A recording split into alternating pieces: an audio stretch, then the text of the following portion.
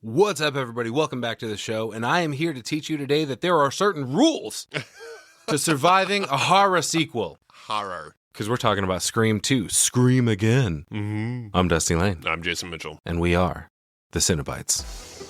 Fuck that, we don't scream in the Midwest. Hello? I came for you. We have such sights to show you. An excellent day for an accident. I said, I'm not gonna hurt you. I'm just gonna bash your brains. I want to play a game. What's the boogeyman? As a matter of fact, it was. This is God. We all go a little mad sometimes. Haven't you?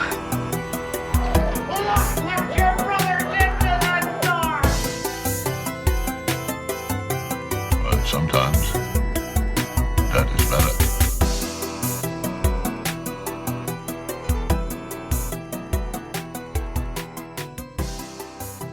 Welcome back to Oblivion, everyone. Once again, we are covering Scream 2. That was almost titled Scream Again. Was it really? From 1997. Why the fuck would they do Because it's a clever sequel name rather than just saying Scream 2, you know what I mean? I think that was the working title of the production, just like the working title of Scream was Scary Movie. Really? Yeah, just like the working title of Texas Chainsaw Massacre was Head Cheese, remember? No, not really. Well, that's what we're fucking talking about. Let's get into this fucking movie, y'all. Are you excited? I'm pretty excited. Shit, yeah. Scream 2, 1997, directed by Wes Craven, but it was almost directed by Robert Rodriguez, Strange. who I'm sure horror fans are very familiar with. He did a lot of work with Quentin Tarantino and in that same ilk of movies. Mm-hmm. But he also, the only reason he didn't direct this is at first Wes Craven was like, hey man, I don't want to fucking just be attached to the Scream franchise. But in the end, he couldn't let go of the franchise. He had the original and he was like, you know what? I need to fucking stick with it. This is my baby. You know, we're going to keep going with that. And so Robert Rodriguez ended up leaving this to go do The Faculty. Right. Which is a great movie. Fucking star-studded cast. Well, who do we got in that? Fucking Elijah Wood, Robert Patrick, Femke Janssen. I wouldn't say it's a fantastic movie. It's not necessarily a fantastic movie. It throws you back. I mean, I remember lot from a of fun. kid, but I think that movie's fun as fuck. it's okay. Like I said, I feel like it's got that's fucking fair. Usher in it. Ursher. Yeah. Usher's not an actor. For a reason. Is he? For a reason. Or is he? This movie written by Kevin Williamson, of course, which the entire reason we're doing this movie now, obviously we already covered the first one, but this is kind of the first time we're covering a sequel in a franchise. We have done later installments like Evil Dead Rise we did, and we haven't done Evil Dead yet, but that movie was just coming out and we figured we would jump on it, get on the bandwagon, you know what I mean? But as far as this movie is concerned, this is going to be directed, not only written by, but directed, Scream 7 that is, by Kevin Williamson, who obviously wrote the first couple of movies and most of the franchise, I think. Which ones did you say he was responsible for the screenplay on? 1, 2, and 4. 1, 2, and 4. It's brand new ones coming out. And now 7. Okay. Yeah. So that's all well and good. But at the same time, this is only the second movie he's ever directed. The first one being back in 1999. Mm-hmm. And it was called Teaching Mrs. Tingle, which I know I heard that title before, but I know fucking nothing about. Pervert. It's the title of the movie, man. What do you want me to say? Tingle. Mrs. Tingle. He wrote the screenplay for this one, had a hell of a time for this. Having to rewrite the script multiple times, though, because people kept leaking who the killers would be. So for some scenes, the script wasn't written until the day of filming, trying to keep the cast in the dark as possible and to keep this thing under wraps. Multiple endings were written for this movie as well. Mm-hmm. Yeah. This was because of the fucking... What the fuck is the internet? But that's what was going on. This came out in 97, and we were at the point where everybody was starting to get it in their fucking house. Yeah, man. You know? Because you go back a couple years prior to this, and it wasn't everywhere This was yet. prime AOL days. Yes. This is fucking... Exactly. Everyone learning about what... Everyone had a Hotmail address. Yeah. I mean, chat rooms were a thing. In 1997, AOL was advanced because, as you see in this movie, there's some chat messaging style shit going on in the fucking library on Linux. What year was the fucking movie You've Got Mail released? Do we know? It was probably right around that time, dude, right? 96, 97, something like that? Yeah, so it just wasn't... Yeah, the internet kind of fucking fucked this shit up, you know? That's accurate. The internet has fucked a lot of things up since its inception. Fuck you, Al Gore! So I thought it was interesting, too, that Williamson actually had a 5-page outline for a sequel to Scream when he sold the fucking first one already. So he was already on a fucking track here. He knew he had something good. Oh, for sure. And then after the test screening of Scream, they already could tell what was going on, and they just started fucking recording the sequel already. And that's why you have a 96 and a 97 release. They were recording... Yeah, that's insane. Back to back. Yeah, they were recording Scream 2 when Scream was in theater. They were already... I don't think it was a full year that Scream was released and then subsequently Scream 2. Yeah, they were already all over. They fucking knew. And they were completely fucking right, man. Studios involved in this, Conrad Pictures, as well as Craven Madalena Films. Distributed by Dimension, of course. MPAA rating of R, runtime of exactly 2 hours, 120 minutes. Our setting here, interestingly enough, Jason and I are from Ohio. That's where we're delivering this beautiful podcast to you from. This movie is set in the fictional Windsor College in Ohio, where Wes Craven was born, by the way. He's from Cleveland. Oh, no shit. And the filming took place in and around Atlanta mostly, particularly Decatur, where Agnes Scott College is, which served as the template for Windsor, as well as some scenes filmed in LA as well. For a plot on this one, I've got Scream, the college years. Somebody is trying to avenge the original Avenger. Fucking meta as fuck. Yeah, dude. So I feel like I'm kind of old school. I didn't really hear the term meta until I saw some of the later Scream movies, and they're talking about things. That was the whole idea behind... Okay, so when Scream was released, it was his fucking, like, full run at the meta idea. Even. Oh, yeah, for sure. And his sort of dry run at that was actually New Nightmare. Oh, yeah. In this movie, we have Heather Langenkamp. Right. We have Robert Englund. Right. We have Wes Craven in this movie. So he's planting the seeds for this meta concept. And then he fucking took a full stab at it, no pun intended, when he released Scream in 1996, and it fucking went over like wildfire. Obviously, Randy being a super popular character. Introducing everyone to the idea that there are rules to surviving a horror movie, and this is what they may or may not be, you know? Right. But speaking of Randy, let's get into the cast for this movie a little bit. We've got, of course, Sidney Prescott, everyone's favorite final girl, played by Neve Campbell. We've got Gale Weathers, played again by Courtney Cox. Also reprising his role as Deputy Dewey Riley, played by David Arquette. This is the movie when Cox and Arquette started dating, by the way. They got married shortly before Scream 3. Of course, we've got Randy Meeks, my favorite Scream character by far, played by Jamie Kennedy. We've also got Derek Feldman, played by Jerry O'Connell, who you might be familiar with as the little chubby kid in Stand By Me. He's certainly not chubby in this movie. No. We've also got Mickey Altieri, played by Timothy Oliphant. Cotton Weary, played by Liev Schreiber. Liev Schreiber? Or is it Leaf? Could be Leaf. It could be, like Erickson. We've got C.C. Cooper, played by Sarah Michelle Gellar, who it's surprising she didn't have a bigger role in this movie, but she kind of only gets one scene. It's one and done with her. Right. Joel the cameraman, played by Dwayne Martin, who is one of the most intelligent characters I know of in the Scream franchise, personally. Debbie Salt / Nancy Loomis / Billy's mother, played by Laurie Metcalf, Shit, yeah. who you might be familiar with from the Roseanne sitcom. Yep. Absolutely. Got Hallie McDaniel, played by Elise Neal. We've also got Maureen Evans from the beginning of this movie, and I would say who it is, but Will Smith told me to keep her name out of my fucking mouth, and I'm not trying to get slapped. She'd stay her ass out of the fucking movie. She's a terrible actress in this movie. This is Jada Pinkett before the Smith. This is actually just before they got married. This movie was released on December 10th, 1997. Will and Jada got married on December 31st, 1997. Oh, weird. Nuts. 3 weeks after the release of this. But we've got her boyfriend, Phil Stevens, played by Omar Epps. Then we've got a whole different cast to talk about, and that's the cast from the Stab movie. Right. The movie within the movie.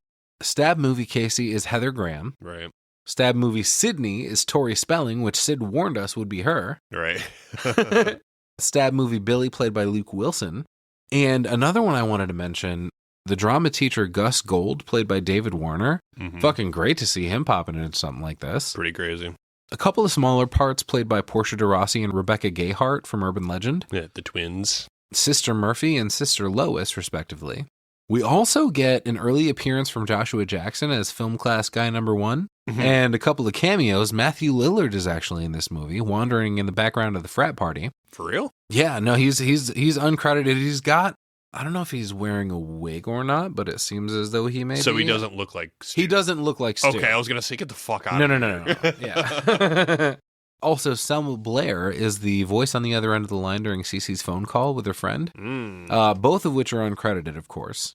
But this is a veritable who's who of hot late 90s celebs. Oh, yeah. Of course, we can't forget the man of the hour, Mr. Roger L. Jackson. He is indeed the glorious voice of Ghostface, one of the most important casting choices in the entire franchise. Right. Cinematography in this by Peter Deming, a huge name in the film industry, who we just talked about with The Menu. Also worked a lot with Sam Raimi and David Lynch. Nice. Music in this, of course, by Marco Beltrami. He's all over the place, especially in horror films. I'm not going to get into a list of films he's scored because we'll be here all day.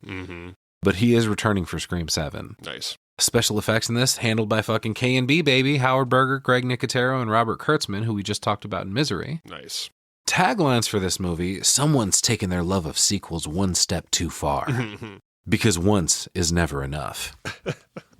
There's a killer on campus making more calls, making more kills.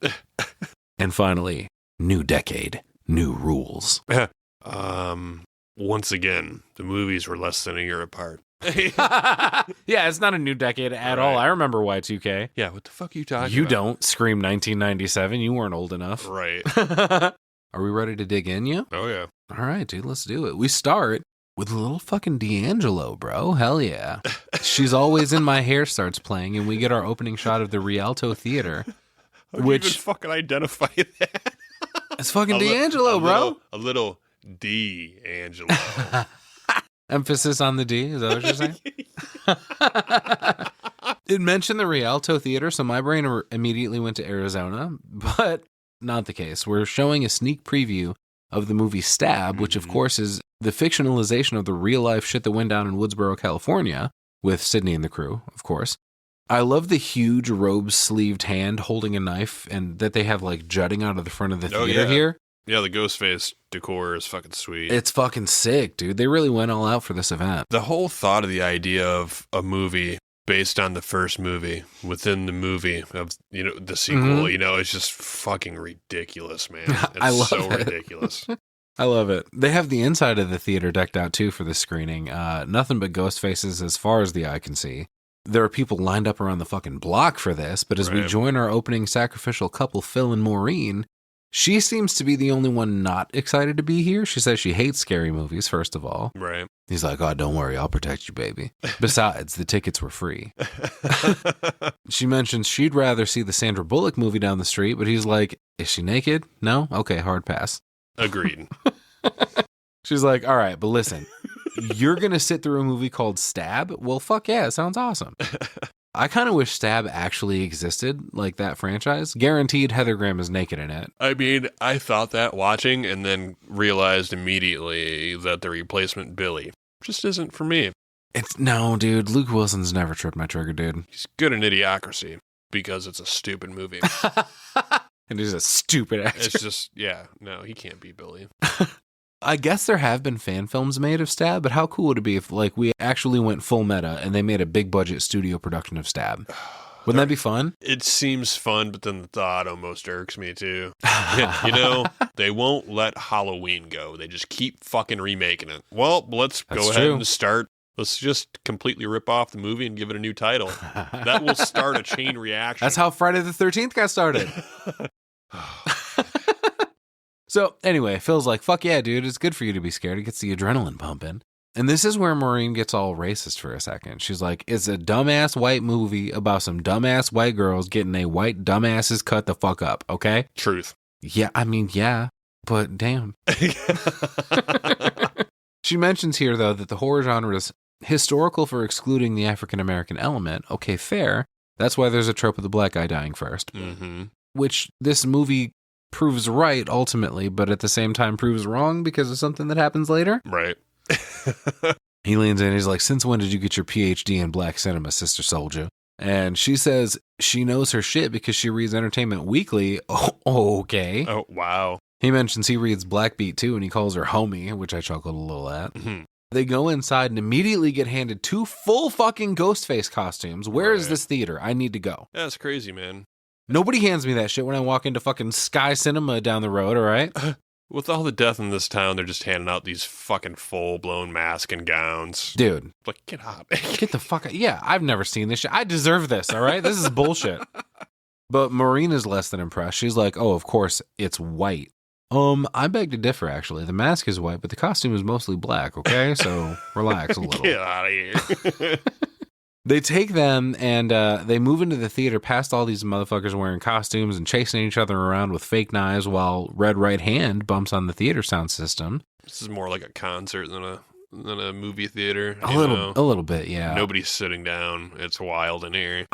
This might be a fun crowd experience at the theater, but I assume it's just fucking obnoxious. I was going to say, where's the fucking bouncers? I want them old school dudes with the fucking big flashlights. They Yeah. come over and, hey, excuse me, sir. I'm going to have to ask you to leave. Yeah, honestly, no thanks. Have my movie ruined by all these idiots who won't shut the fuck up? I don't think so. This happens regularly when you go to the movie theater anyway. So. Right, yeah. Every time I hear this song, though, it makes me want to watch Peaky Blinders. We watch what? Peaky Blinders, dude. You're not familiar? Fuck no. Dude, it's such a good fucking show.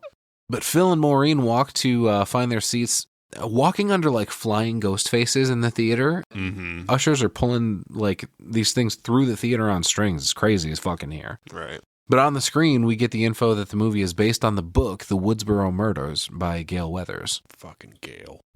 One of the theater employees pulls off a cover of a black light, casting it over the whole crowd while everybody fucking oohs and ahs. This is some William Castle shit that I want to be a part of. This fucking theater experience is wild. But we get an on-screen recreation of the amazing Scream opening with Heather Graham as Casey, already in a bathrobe. That's a little different. Right. Take it off. Woo! Maybe I don't want to be at this screening because people are fucking throwing popcorn all over the place and shit. I would 100% be getting into a fight. Oh, yeah. No, fuck this theater. I don't want to see my movie I there. recently yelled at some teenagers who wouldn't shut the fuck up when I saw Until Dawn. If somebody's throwing some shit at me, it's over. But Stab Casey turns on the shower and gets naked immediately. And Maureen is like, man, why she got to be naked, though? What does that have to do with the plot? And Phil's like, I don't know, but I got a boner. She's like, oh, well, I hope your wrist is nice and limber because you ain't getting shit here. But Wah, wah. Casey gets a phone call, of course. That's how the whole thing fucking starts. So she throws her bathrobe back on, and all the dudes in the theater go, boo, show us your tits. But then we get the beautiful dulcet tones of Roger Jackson's voice. Hello, guess who this is? Mhm. And we get a shot of the popcorn on the stove, of course, and then Maureen gives us another trope when she blurts out, bitch, hang up the phone and star 69 his ass. And everybody's like, hey, shut the fuck up. Oh, now you want to be respectful of movie patrons, huh? All right. Yeah, get out of here. There's a cool reveal within the movie when the lightning flashes revealing Ghostface watching Casey from a skylight on the house. Right. That's pretty dope. Yeah, definitely. And he tells her to look out back for her boyfriend. And she's like, I don't even have one of those right now. And he was like, would you like one? Mm-hmm. I can imagine his little rubber eyebrows, like doing the Kevin McAllister eyebrow wiggle right there. I like all the cuts back and forth between, Stab here and then the crowd kind of showing you how many people are really dressed up like Ghostface right now. Yeah, for It's sure. like over half the crowd. And they're- Easily. and they keep showing this kind of predicting what's coming here, is a little more uneasy because anybody could be in those masks. you Right. know? Yeah. Jada Pinkett Smith shows her true colors here early for us. We should have been watching for the signs because she almost asks for some popcorn money from Phil, but instead she stops herself and demands it. Yeah. Well, shit, yeah. Phil looks at her and he's like, you got money? And she's like, she just fucking straight up goes, yeah, I have my money. I asked for your money. Yep. That's when the fucking date's over, dude. I'm finding the first girl that looks like she isn't booed up, and I'm fucking sitting with her just to stick it to this uptight, entitled bitch. Fuck you, fuck you, Maureen. Yeah. Whoa. But he folds, though. He gives her some money, so she fucks off. I will say the Stab script is terrible. There's a part where Heather Graham is like, I don't even know you. I dislike you already. Dude, fucking take two, dude. That's awful. Maureen walks out into the concession area, but she's all keyed up and actually gets jump scared by the sound coming from the theater that she's not even in now. Oh, yeah, dude. She's on edge. She's looking over her shoulder. She's looking behind her. She's listening to everybody. Do horror movies really make certain people that fucking anxious and jumpy, dude? I think it's just her. I can't imagine. I cannot imagine. I think she can feel it in the air. And I mean, the whole idea is to make us uncomfortable because her being uneasy doesn't work. I can't wait. Kill her. like I'm watching and I'm on edge. You know what I mean? Because Yeah. she's on edge. Oh, yeah, for sure. You know something's coming, just wear. Oh, 1,000%. You know? Yeah, right. One of the employees mentions that they're sold out as she walks past them, and then when she walks up to the counter, she orders a small popcorn, no butter, and then a small Diet Pepsi. Dude, what is even the point of ordering popcorn with no butter? I just might as well check out now, man. YOLO. She's a tiny little girl on a diet, dude. 2 girls walk up behind Maureen, and one says, "That's it, I am not going back in there." And the other one's like, "Well, fucking what's the deal? It's just a movie." And she's like, "No, it's not." And she mentions it's a true story. A bunch of kids got killed a couple of years ago in California. And yeah, the fucking opening credits already told you that. If you had been paying attention instead of fucking fake stabbing people and throwing popcorn, you might have noticed. But when Maureen walks away, I notice the enormous fucking popcorn bucket and huge pop she's walking away with, dude. Again, where is this theater? If these are the small sizes, holy shit, dude. Oh, that's how it always is. The small is the They're medium. They're the usually medium's the bigger than you large. think they are, but this is fucking like almost comical. Yeah. Oh, yeah. She goes to peek back into the theater to make sure it's safe, but Phil jumps out of a closet with a ghost face mask on to scare her. She gets pissed and tells him she doesn't like it, but he's like, "Hey, it's great foreplay." Oh shit, I think Phil wants to do some fucking roleplay later. He's setting the mood. Yeah, he's gonna take that mask home. He gives into her though. He's like, all right. Let's go see the Sandra Bullock movie. And she's like, "No, this movie started already. We're already here. Let's just stay." And she makes her way back to her seat, but Phil says, "Well, listen, I gotta go to the bathroom real quick." So they split up again. I like the design of the bathroom that he walks in. There's like an Egyptian hieroglyphics design all over the place on the walls. Mm-hmm. And he walks in to see the start of a bad joke. Okay, so 2 ghost faces are pissing in the bathroom next to each other, right? And one says to the other, "What's your favorite scary movie?" And the other one says, "Hey, why the long dick?" Ew. Apparently there are only 2 urinals though, so Phil is waiting for one of them to finish, but they both look at him at the same time like, "Gonna be a minute, buddy. Fucking lots of Dr. Pepper." Mm-hmm. So he goes to a stall, which is what I would have done in the first place.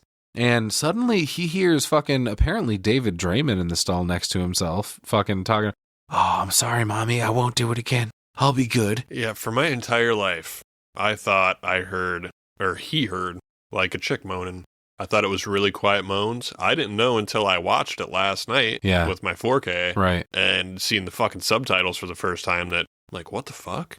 No, I didn't mean it. Swear it'll be good. Yeah. You want to know why, mommy? I'll tell you why I did it. Listen, mommy. And I'm kind of like, I don't know why he's smirking like that if he's hearing that, because that doesn't sound juicy. I don't want to fucking hit, you know. I don't want to share a theater with someone like that because they're clearly dangerous. I just would have hurried up and pissed. Yeah. I wouldn't have And been got the trying to fuck out listen of in. there. And that's why I thought he heard like a dude and chick fucking in the stalls, but I assumed, why you want to listen into that? I don't know.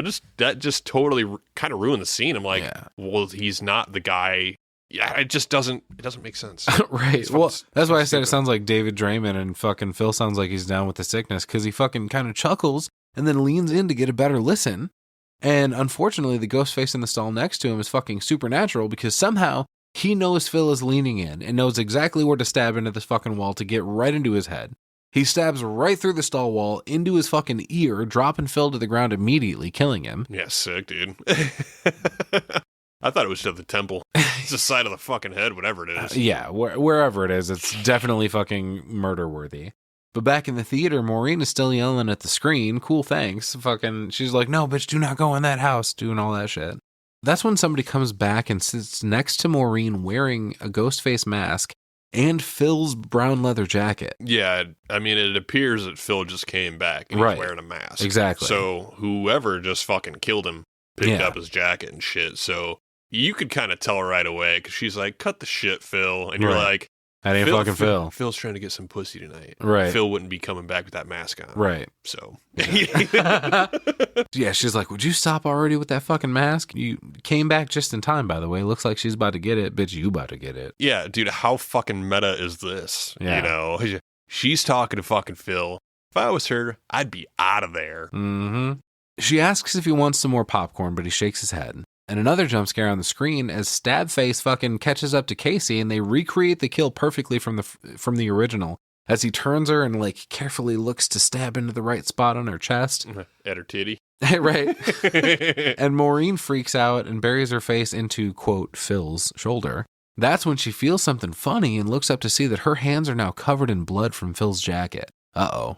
He stabs right into her fucking stomach as the scene climaxes on the screen. This is crazy. You know, through this whole scene as this is picking up and she's yelling instructions and shit, they keep panning back and forth to stab to the crowd, to stab to the crowd. Because as the movie picks up, the crowd's picking up. Right. So when she gets fucking stabbed here, nobody even flinches. No. At all. No. It's so fucking they wild. Think it's people just being silly, fucking doing a little prank. It's fucking crazy, dude. Yeah. She stands up and struggles to back away, but he gets up and grabs her, stabs her a couple more times in the back, and then just fucking lets her go. That's crazy. Right in the middle of a fucking crowd of a couple hundred people. He fucking just stabs the shit out of her. She stumbles her way to the stage. I was confused about that. Like, why is there an actual stage? Does this theater double as like a stage production venue as well? Maybe. There's no stages in any fucking multiplexes I go to. No, but I almost feel like that was a thing along, like maybe old theaters? Yeah, like the old movie houses, yeah, sure. Like maybe not a stage big enough to put a band or a fucking play on, but like there was like a walkway. I'm here to tell you, any stage is big enough to put a band on. I used to play at a place locally called Martini and Newsies. There was only enough room for the fucking drum kit and the lead singer to stand on. Me and the bass player were on the floor. Yeah, but what I mean is like a skinny, like maybe it's not necessarily a stage to perform on, but it's just a walkway to get behind the screen. If nothing else, maybe to introduce a screening for something. Something, yeah. Like there used to be like a little set of stairs and a little, like I said, you couldn't put 100 people up there. Or anything. Sure. It was just a walkway to, yeah. Sounds like an old school thing. Maybe it's just changed. She crawls up these steps to get right in everyone's line of sight. Like, if they're looking at the movie, then they're looking at her. Right. And she lets out this fucking harrowing scream right as an image of Ghostface appears on the screen. And that's when everyone kind of realizes, oh shit, this isn't a publicity stunt. This woman is actually just dying in front of us. And that's where we get our cool title card and the red number 2 being scratched into it, along with the sounds of a knife. Bunch of fucking... That'll show up again later in the movie in a ridiculous fucking way. Your Lucky Day in Hell by the Eels starts playing as we get our first images of Windsor College campus. And of course, the phone rings right away in Sidney's room. She wakes up and answers it. Somebody's got a voice changer and they're giving her the fucking, probably, I don't know, 758th prank call of the week. Right. Which, of course, she hasn't, she doesn't react to at all. No, but you can tell she gets them all the time. Right. She asks, who it is, but Ghostface is like, you tell me. But haha, gotcha, bitch. Sid busts out her handy-dandy caller ID box and tells her, oh, this is Corey Gillis, 513-555-0176. Fucking drat, I've been foiled again. Yeah, she says it should die off. It's opening weekend for the movie. So evidently this is ramped up because of Stab. Go figure. Right, of course. She goes, hot flash, Corey. Prank calls are a criminal offense prosecuted under the penal code, blah, blah, blah. But that's as far as she gets because he hangs up. Fucking poor Corey. His whole prank is ruined. She goes, I hope you enjoyed the movie. That's when her roommate Hallie shows up, fresh out of the shower, and asks her if it's time to change numbers again. She's like, nah, like you said, opening weekend, it'll die off. Poor choice of words there, Sid. Die off? But Hallie walks away and turns the TV on, and the last voice in the world Sidney wants to hear comes on.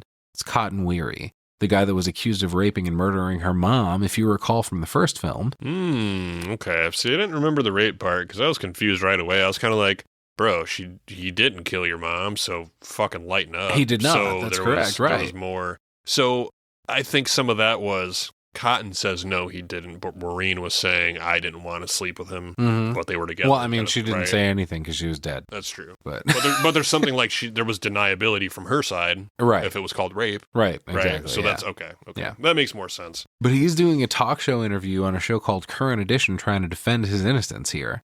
And he says most people are cool now that they know I'm innocent, but some people still keep a safe distance, which sucks for him. He's a people person, he says. No, he's not.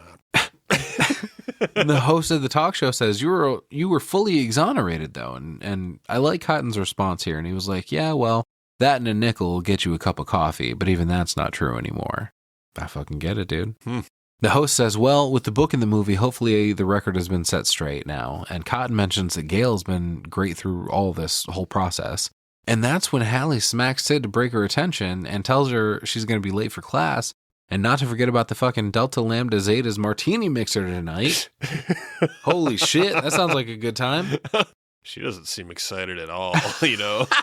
Yeah, she's like, I'm not going. And Hallie yells at her that she promised her, but Sid's like, dude, you know me in organized religion. Which is where Hallie reminds her it's not religion, it's a sorority. And Sid's like, yeah, that's worse. Tell you what to think, man. Hallie tells her she's got to loosen up because all this self-induced isolation isn't healthy. Sid says she's fine, but Hallie's like, yeah, I can see that stretched tightly across your face. But that's when another girl from the dorm runs up, clutching her fucking pearls and saying, oh my God, check out the news. Right. Yeah, we get a report about the murder we just talked about at the Stab Sneak preview. Yeah, dude. They run back into their room to see a report about the murders last night at the theater, mentioning that Maureen and Phil were both Windsor College seniors. Ooh. And Sid makes the right move here, immediately asking where Randy is. Hell yeah, let's go. Where's Randy? Hallie tells her Randy's got film theory class this morning, but that's just a theory. A film theory. But Sid gets dressed and goes to find him. But the second she walks out the front door of the dorm, she's swarmed by a bunch of reporters just waiting for her. Oh, yeah. Asking her a bunch of questions. My question is, how long until people start thinking Sidney's behind all this? Bunch of murders happen in her hometown in California, then she moves across the country and it starts happening again? I don't know. I feel like that's the only person I didn't suspect the entire time, honestly. I pointed my finger at every single other fucking person, we have to be on her side, you know what I mean? And you know what? During the writing and production of this movie, you were probably right for most of those. They kept changing it, like we said. Mm-hmm.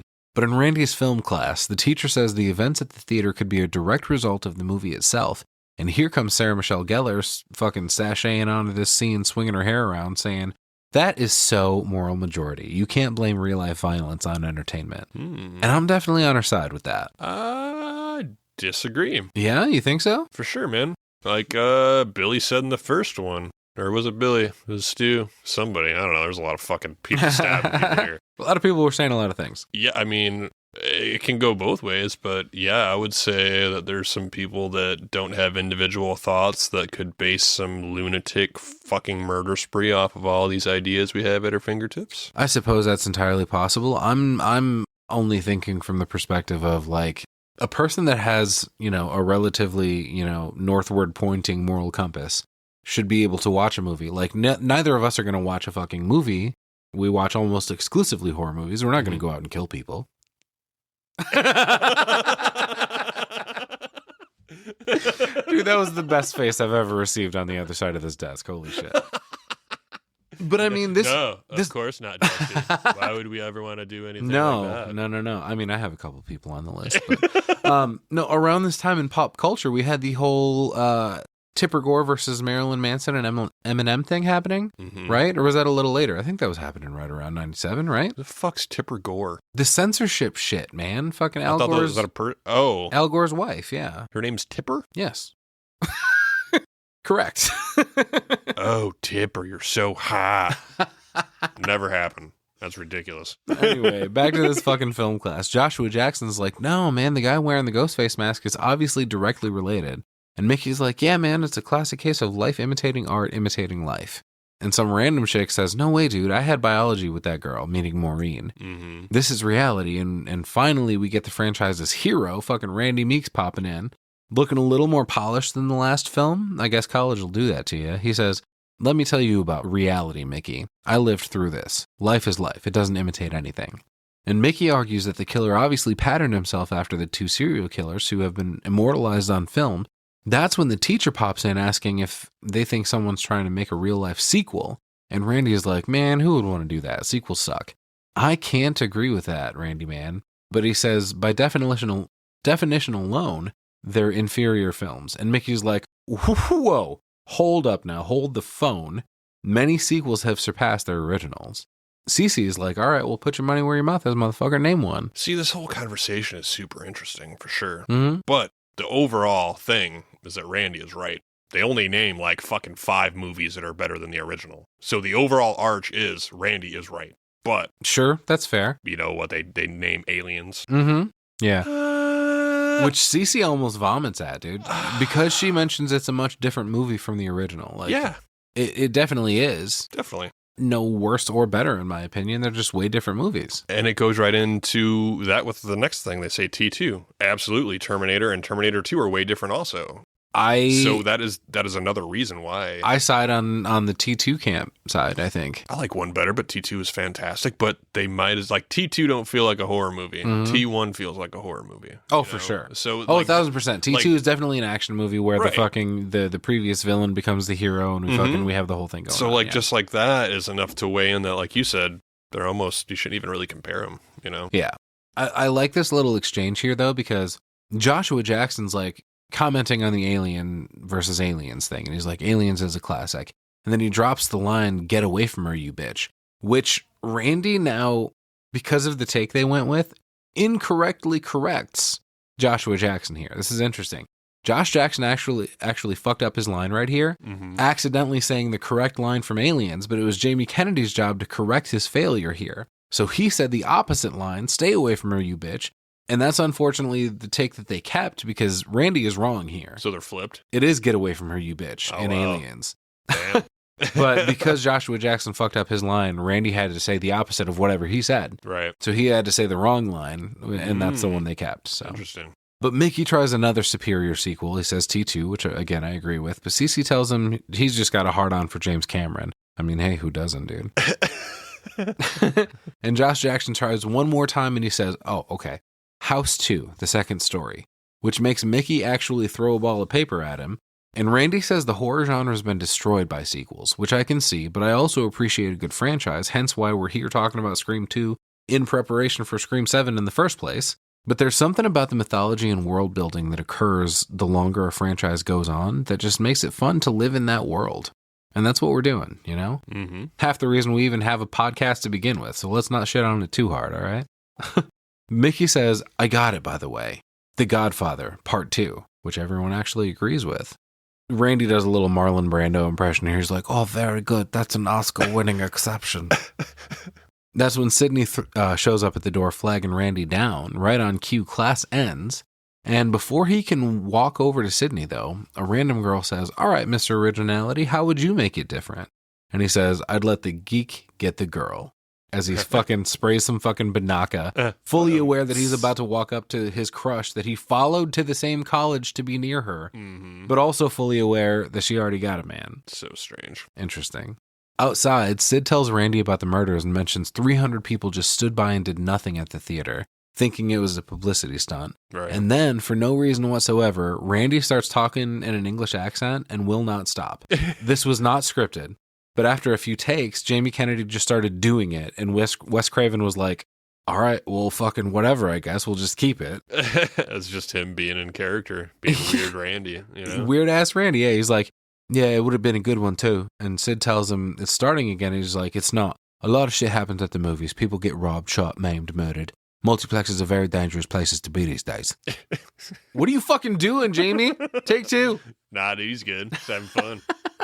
She tells him he's in denial, but he argues she should be too because it has nothing to do with them. Agreed. Well, she's like, are you fucking kidding me? A guy in a ghost face mask hacked up 2 people in a movie theater telling our life story. You can't fucking ignore this. Yep, they should have just left it alone. Nobody would have died. Could have been fine.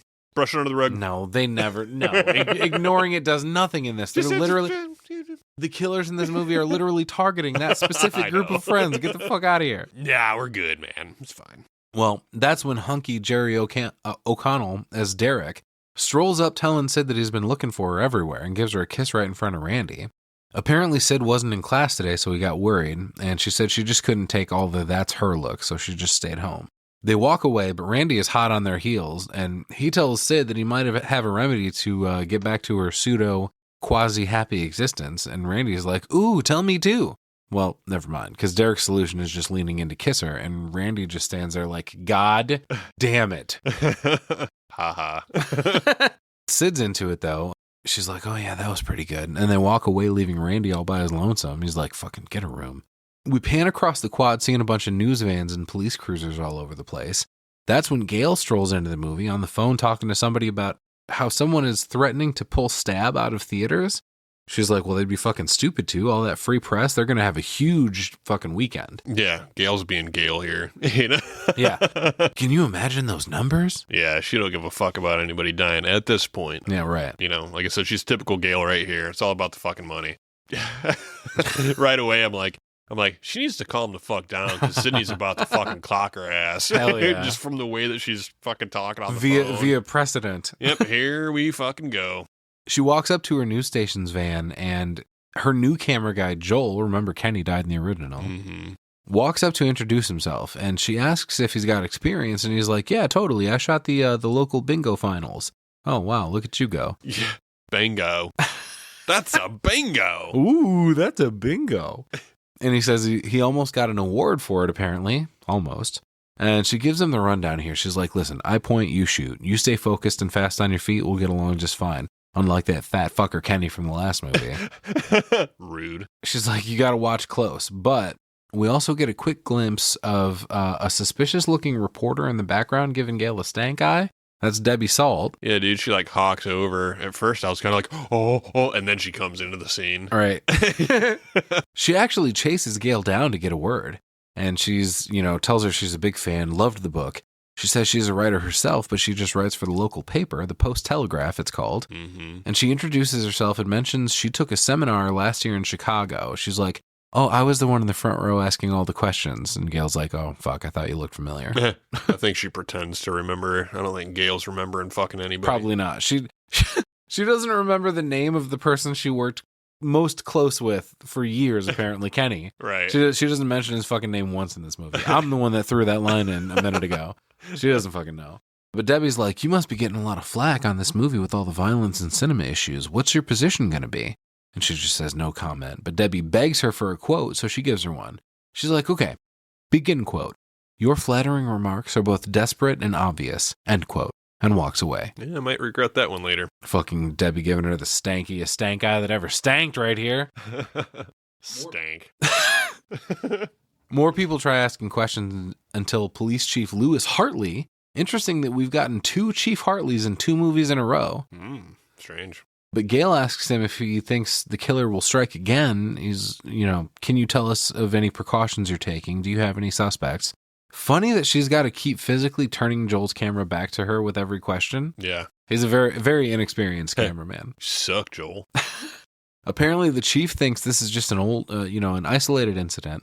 That's when Sid, Derek, Randy, Hallie, and Mickey all walk up to see the commotion on campus and realize, oh man, this is fucking huge. Well, fuck yeah.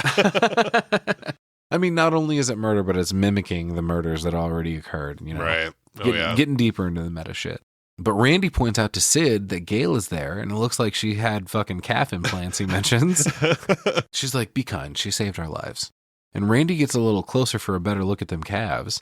And here's where we get the sorority squad entering the picture. Sister Lois and Sister Murphy roll up. Mm-hmm. And I gotta say, I do not like this calling them sister thing. What am I, in fucking Catholic school? No, thank you. I feel like this is the only point they say something about it, right? It might be, but I don't know. I only heard that here and thought it was strange too, because they're not credited that way. So yeah, no fucking. I don't know if they're like making fun of them, right? Or maybe this is a shot. No, they're sorority sisters, so it's called. They're like 2 of the lead sisters in the sorority. I think the idea is. Is it that, or is it something about a shot at her saying something about organized religion earlier? Could be that too. Okay, fair enough. But they say hi to Sid in their Valley Girl accents and ask how she's holding up. Oh, it's weird, isn't it? To think this fuss is all about you? Like, I mean, not directly, but in some 6 degrees of Kevin Bacon way. It's all about her. Murphy asks Hallie if she's bringing Sid to the party later, and Sid tries to ditch him, but Hallie's like, oh yeah, of course she'll be there. And apparently the Delta Lambdas want her in the sorority, but Sid doesn't really strike me as a sorority kind of girl. Doesn't seem like it, no. They walk away, and Derek asks if Sid's going to start dressing like them, and Mickey starts to say something about how shitty they are, but then Hallie reminds him she's pledging. Like, stop talking shit about him in front of me. Just then, Sid sees a ghost across campus and spots fucking Dewey walking around. And we get the great Dewey theme music here. Gotta love that fucking... Dude, Jesus fucking Christ. I mean, sounds like a spaghetti western all of a sudden. Like, makes me fucking laugh, like goddamn feel-good music. Boom, boom, boom, boom. Doo, doo. Doo, doo, doo, doo. I don't know if it's like supposed to be feel good music as much as it's like the fucking sheriff's back in town. I get it, but I don't like it either. Like every time him and Gail fucking lock eyes, that stupid fucking music plays, man. Good Lord. Yeah, it's relentless. But she runs over and gives him a big old hug and tells her, you know, he tells her he heard about what happened and he was worried, so he came up to see her. That's a fucking long jaunt, dude. California to Ohio? Oh, I heard what happened, so I just fucking popped over real quick. I was in the neighborhood, whatever. I mean, is he retired from the force because he's fucked up? It sounds like, he's at not one on point later, duty. somebody calls him an ex-cop. Yeah, he's like not on duty. He's probably like, I mean, I don't know what the fuck you would call it, but he got injured. He probably, on the he job. fucking filed a workers' comp claim. Yeah, got Fucking stabbed in the retired. back with an axe on the fucking clock, dude. He's probably set for fucking life. Well, they go hang out in a gazebo to catch up for a minute, and she tells him she's in theater now. She's got her first starring role in a couple of days, and she's met an amazing guy. He's a pre-med and no apparent psychotic tendencies. That's good. That's what Dewey kind of points out, though. Hey, there's some shit going down, and if somebody's trying to imitate Billy, him, her, or Aw. the group, you know, more than one person, probably going to be around, and obviously, number one, watch your fucking boyfriend now. Yeah, that's fair. I miss Billy, though, man. These movies aren't the same without Billy and Stu. Well, you only had them once. It's not like Yeah, they were in like they were all that of them. they were that good. I think they were lovers. Oh, you know, it's entirely possible. There are speculations on that. But Dewey warns her that if there is a killer out there, she probably already knows who him or her or them are, and they're probably already in her life. He mentions the killers get off on that. And overall, he just tells her to watch her back. She's like, bitch, do you think I don't already sleep with one eye open? I got a caller ID, for fuck's sake. She's like, what do you want me to do? Just crawl under a rock until everything's over? No, thank you. And he tells her he's going to hang around and keep an eye on her. And he walks away with his little stab wound limp from the injury he sustained at the end of the last movie. Fucking, poor guy.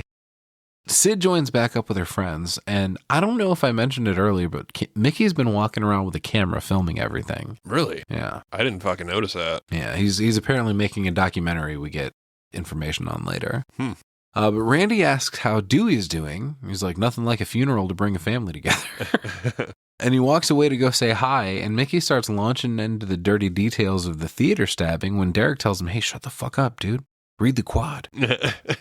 Gail walks up to say hi to Sidney, and can I just mention real quick, you can never say the specific words, hello, Sidney, ever again if you're not Ghostface, okay? That's been ruined forever. So Nice. Gail is at the top of my suspect list for now. Nice. She goes, what do you want, Gail? And Gail, followed by her cameraman, of course, steps aside, revealing Cotton standing behind her. Holy shit. Yeah, You can't just Jesus. spring this on her, dude. Fucking blindsides her with a surprise interview with the dude she still doesn't feel great about from all the suspicion before. Right. This seems kind of fucking skeevy, dude. Oh, it is, dude. It's typical Gale. Fucking Gail. They just barely get through hellos when Gail picks up a mic and starts giving a report to the camera.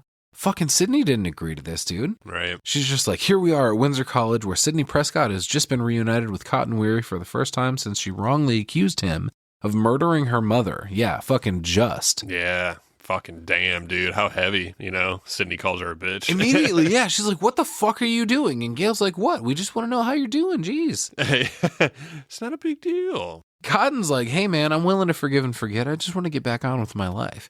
Yeah, that'd probably be pretty cool. Unfortunately, people keep dredging up the past with a fucking camera in my face to broadcast to the nation nonetheless. But Sidney calls her a bitch and goes to walk away, but Gail has to open up that big mouth again. So Sidney slaps her right across it. Fucking bam, the bitch went down again. Backhand, dude. Big backhand. And it looked for a second like Gail got knocked out.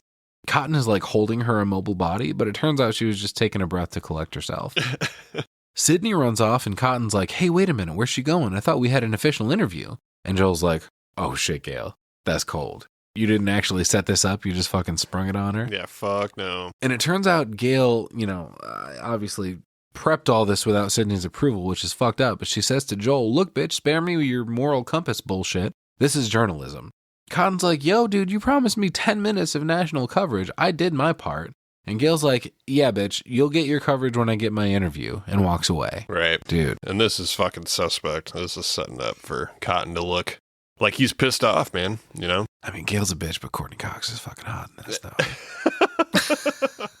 She doesn't walk far, though, because she runs right into Dewey standing there. Not the nice little reunion you would expect, reminiscent about the good old days having outdoor dry hump sessions and getting stabbed together. No, this is a little more hostile. Oh, this is so fucking... I can't take him serious right here, because he's trying to act like never take him serious. It's just his face. He's like acting like he's pissed off, and I'm just kind of like... Dewey is such a fucking meek little, like, you're never going to be imposing. I'm sorry. Yeah, so it's all about how he was framed in the book, which obviously is fucking dumb. He tells her to leave Sid alone. She's been through enough. And oh, hey, by the way, my name is Dwight. She's like, instead of Dewey. Yeah. She's like, all right, well, I'm just doing my job, Dwight. And he's like, yeah, no matter who gets hurt in the process, right? And he starts to walk away from her, and that's where I noticed not only does he have a limp, but his right arm is kind of wonky too. Yeah. It's like at a 90-degree angle all the time, and his hand is always in the same position. That fucking sucks. Yeah, like he can't use his hand or his arm. But she's like, yo, dude, I'm the one that got hurt. I just got punched again. He's like, yeah, bitch, you had it coming. Mm-hmm. That's where he launches into a recitation of her book. He goes, page 32. Deputy Dewey filled the room with his Barney Fife-ish presence. She's like, oh, fuck, you read that? You weren't supposed to see that, dude. I'm so sorry. I didn't realize you could read. And she's like, oh, man, don't take it like that. I didn't say anything else crazy about you. And he's like, page 41. Deputy Dewey oozed with inexperience. And she's like, all right, fuck, you got me there. But he's like, she goes, don't you think you're overreacting? And he says, no, I think you're a money-hungry, fame-seeking, and forgive me for saying, mediocre writer. Wow. Damn, that's cold. Who's got a cold storage shed where her heart used to be. No offense intended. What? Yes, it is. Man the fuck up, Dewey. You're definitely intending to offend here. Why would you talk shit and backpedal immediately? Oh, I'm sorry. I didn't mean that. No, fuck. Stand your fucking ground. He's fucking Dewey. That's why. I like that he says it through gritted teeth, though. He's like, no offense intended. But he's like, how do you know my dim-witted inexperience isn't a subtle form of manipulation used to lower people's expectations, thereby enhancing my ability to effectively maneuver within any given situation, huh? Huh? No. Well, mostly because you just said that sentence. Right. No, wrong. She just smiles at him and apologizes, and she goes to grab his face, and he fucking like ninja dodges out of the way. Leave me alone. I'm cleaning my room. I'm turning over to my room, and I'm cleaning my room. Dude, my favorite part of that is when somebody yells across the quad to Deputy Doofy. They run past him and he's like, hey, no running. And they're like, hey, bite me. And he's like, okay, then. Gail's like, well, I don't know what else to say except I'm sorry. And he says, no, I'm sorry for misjudging you. No, if you'll excuse me, I have some oozing to do. Ew, dude. Yuck. But he doubles back on himself to compliment her hair. What the fuck? Pick a lane, Dewey. It's like Bernie in It's a Wonderful Knife, where she gets blasted in the face with that cup of beer, and then she's like, you have very good aim. But we cut to later that night. We're getting a sorority party started. The music's fucking bumping. Everybody's here, including Matthew Lillard and a fucking Jason Biggs knockoff. Nice. But Hallie and Sid walk in, and Hallie tells her it's healthy for her to be here. Sid tells her, don't worry, I'm fine. Hallie says, yeah, that's your theme song nowadays, huh? Fine stands for fucked up, insecure, neurotic, and emotional. Oh, fuck, Jason. I think I might be fine. Oh, no. The fucking acronyms. Murphy and Lois walk up, and dude, Portia de Rossi has one of the funniest lines in this entire fucking franchise. She walks up to Sidney and goes, hi. No, I really mean that. Hi. What else? Don't misinterpret this. Hi. I fucking lost it, dude. I rewound it like 2 or 3 times. Like, oh my God. No, I really mean that. Hi. Lois offers him a drink, but Sid's like, yeah, we'll get it. Don't worry about that. And they walk away, and the score changes dramatically as we cut to another sorority. This one seems deserted, though. This is the Omega Beta Zeta house. And I like the sign leading upstairs saying no men, and then men is crossed out and replaced with boys. Allowed upstairs. Ew. But Sarah Michelle Gellar is here playing Cece, who is alone and on the phone with her friend, played by Selma Blair, uncredited. Mm-hmm. And they're talking about some show on TV they both like, and Cece gets a call on the other line, and you guessed it, that's good old Ghostface on there. Right. She asks who it is, and he's like, who do you think? And she's like, Ted? Nope, sorry, guess again. She's like, well, damn it, Ted, are you drunk? She goes to let her friend know that she's going to hang up with her and talk to Ted. And the friend's like, man, that dude only ever calls you when he's drunk. Do not go over there, Cece. And I mean, if this is what Ted sounds like, Roger L. Jackson's voice, I don't know, maybe give it another go, dude. You got a ghost face kink, dude? He'll probably find some voice acting work and you guys will be set for life. It'll be great. I do love Roger L. Jackson's Ghostface voice is one of my favorite fucking cinema voices ever, for sure. It's a good voice, but it doesn't turn me on. No. That's fair. Something about a dude's voice just doesn't get me going. I don't know. But as far as dudes' voices go, that's a nice voice. I like that voice. That's a nice voice. But she switches the line over and the person on the phone is like, who's Ted? And she's like, oh, I'm sorry. I thought you were someone else. And he's like, well, I mean, technically I am, I guess. But I told you I'm not Ted. And she asks who he's calling for. Nobody else is at the sorority. Fucking good job. Confirm for the killer that you're alone. Nice work. Yeah, that's what I said too. I noted that and immediately was like, he fucking knows that anyway. Oh, yeah, for sure. Like, I don't know. We need anytime you get a call from Ghostface, you can trust he's watching you already. Yeah, he already fucking knows who's there and who's not. He wouldn't be calling if the house wasn't fucking empty. That's the funny thing about later too. I just realized when they're on the quad, them meaning Gail, Dewey, and Randy, and they get the call from Ghostface, thinking it's whoever talking about Bob needing to talk to Gail again. Mm-hmm. He answers, is like, Gail's not here, and he mentions to them after Ghostface finally talks to him. He stands up and he's like, he's here. He can see us. Mm-hmm. Of course he can. Has there ever been a call from Ghostface where he can't see you? Right. He's always watching. Yeah. Because if he calls, he attacks. He asks where everyone is, and she explains they're co-sponsoring the Acid Rain Mixer, and yet another sorority she's not joining in the fun with because she's the sober sister. Fucking what a life, dude. Some uptight RA shit. Keep away from me, please, Cece. I kind of assumed that she was just the sober sister of the night. Like they all... they rotate, maybe? Yeah, like, oh, well, why are you at home? Well, I'm fucking DD tonight, essentially. Oh, okay. I got RA vibes from it, but that makes sense, too. I think so. I mean, fuck, I don't really know. I wouldn't want to continually be sober sister. No, in a fucking, I don't ever get to get drunk? Come on, dude. In a fraternity? No fucking way. I bet you there's one person responsible for fucking... If the bar isn't next door. Well, fraternity versus sorority. I believe that they probably do that within sorority. If sorority is female, fraternity is male. Fraternity literally means brotherhood. Okay. So I don't know if the frat bros would give a fuck about assigning a sober bro. I bet you some of the I don't know. But the females probably do. Some of the initiation shit, obviously they make you drink a whole bunch, but some of the shit where they're like making you do push-ups and stuff might be... Yeah. You're sober, bitch. Pick the pickle up the old-fashioned way, bitch. Thank you, sir. May I have another? with what? I thought you went to college, Jason.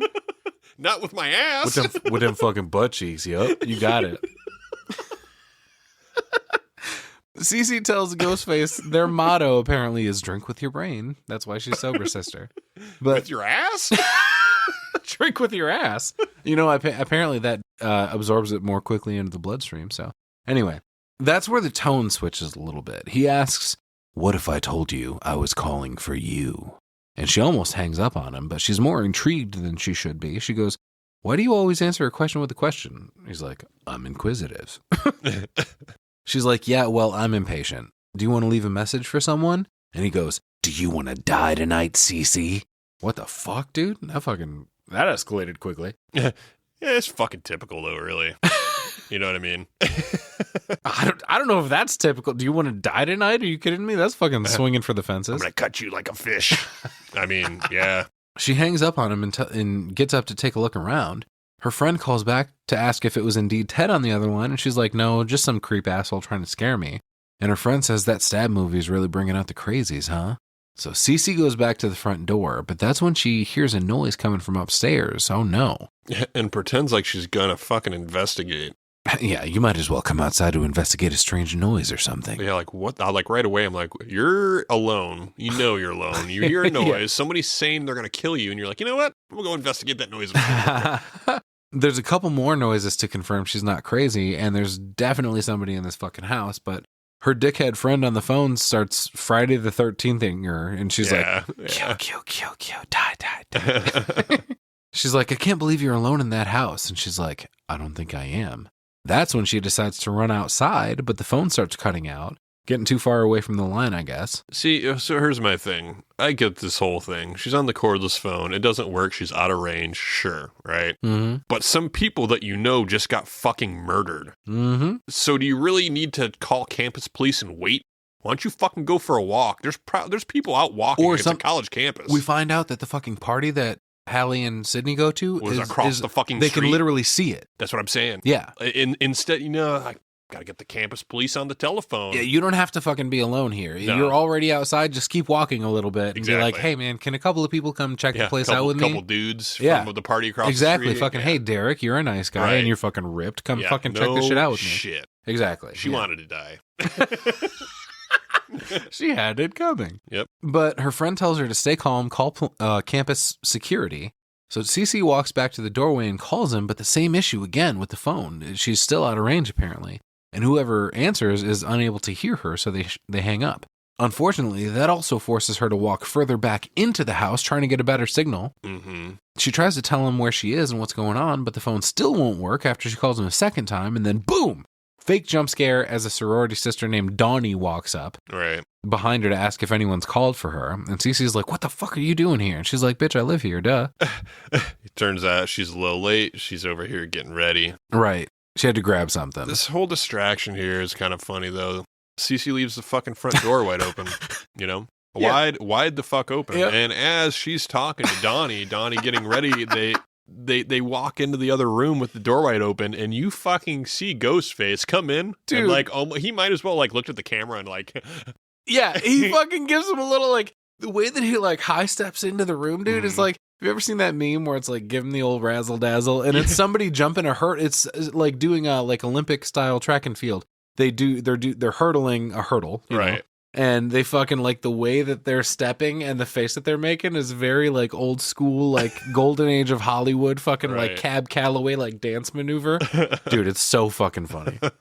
But Cece asks her, like, I thought you were going to the party. And she's like, well, I am, but I had to change. Now I'm going to the party. Mm-hmm. And just then the phone rings again. Donnie rips it out of Cece's hand to answer it. And the voice on the other line asks for Cece, tells her it's Ted. But in the background, that's where we see him step past. And he hides in the closet or some shit. Nobody sees him, of course. That's when Donnie leaves and tells Cece, hey, don't forget to set the alarm. Fucking a little late for that, but okay. Yeah. Fucking sets the alarm and locks us all inside. Oh, yep. Locks the door and answers the phone again saying, hi, Ted. And he's like, you wish it was Ted. Don't forget to set the alarm. Yeah, it's fucked. And boom, now we're in panic mode. She rushes over to set the alarm, but gets distracted by a dog barking in the distance. I like that in her channel surfing earlier, she landed on F.W. Murnau's Nosferatu. So as she's creeping through this living room, we see Nosferatu's shadow creeping toward his victim at the same time. It's a pretty cool parallel. Nice. So she starts to walk past a door, but gets a feeling maybe someone's behind it. So she swings it open real fast, but false alarm. No one's there. She puts her hand on her head for a minute like, oh my God, what am I fucking crazy? But then the phone rings again, and she picks up one of those super cool clear phones from the 90s where all the parts inside are super colorful. Right. Everybody had or saw one of those at some point back then. Definitely. She answers, but instead of saying hello back, Ghostface jumps out of a closet behind her and the fucking chase commences. Yeah, the most ridiculous chase scene. It's fucking playing with her, man. Yeah, for sure. Cece immediately runs upstairs, which is something Sid warned us against in the first movie. And Cece stops to throw a potted plant at him for a second, but of course it does nothing, doesn't slow him down at all. Mm-hmm. She runs down a hall and tries a door, but it's locked. She tries another one. She goes up to a set of stairs. And of course, there's always a fucking bike to throw at someone in these movies. She turns around, fucking tosses a mountain bike at him, and that slows him down a little bit at least. But she makes it up to the attic, which I have to ask, why is there so much shit up here? Are people really bringing things they have to store somewhere to college with them? I would expect this to be the cleanest attic this side of the Mississippi. Fucking, no, you don't bring anything with you to college besides what you can fit in your fucking dorm room, right? Whole bunch of bikes. Everybody's got a mountain bike. There's a lot more than that, dude. There's like antique lamps and fucking like little knickknacks all over the place, dude. This fucking attic is filled. Should be like fucking rowboats and shit, you know, from like some kind of swim fucking, or not a rowboat, a fucking kayak. Crew. Yeah, You know what I'm I know what you're talking about. Yeah, the crew team of the college. Yeah. Right. She runs toward this double glass door at the edge of the attic leading out onto a nice little balcony. but he catches her and throws her right through the door, bursting out the glass and sending her to her knees. Setting the alarm off, too. Yeah. Because she had just set that alarm right. Exactly. Right Yep. And he makes pretty short work of her here because that alarm is going off. Stabs her a couple times in the back and then just heaves her off of this balcony 3 stories to the ground, and she just goes fucking splat, man. Why she got her leg up, splatted on the ground like fucking Jim Carrey? Because that's how you fall, dude. That's how everybody falls. There's a big old pool of blood leaking from her head. It's all over for Cece. She didn't last very long in this, which was surprising, I thought, for Sarah Michelle Gellar. Like, if not for the rest of the all-star cast in this movie, she probably would have had a bigger part. I like the variety in the kills, but I feel like that one felt a little lazy. Just wasn't enough for me. Well, but it also mimics the Casey kill in the first movie.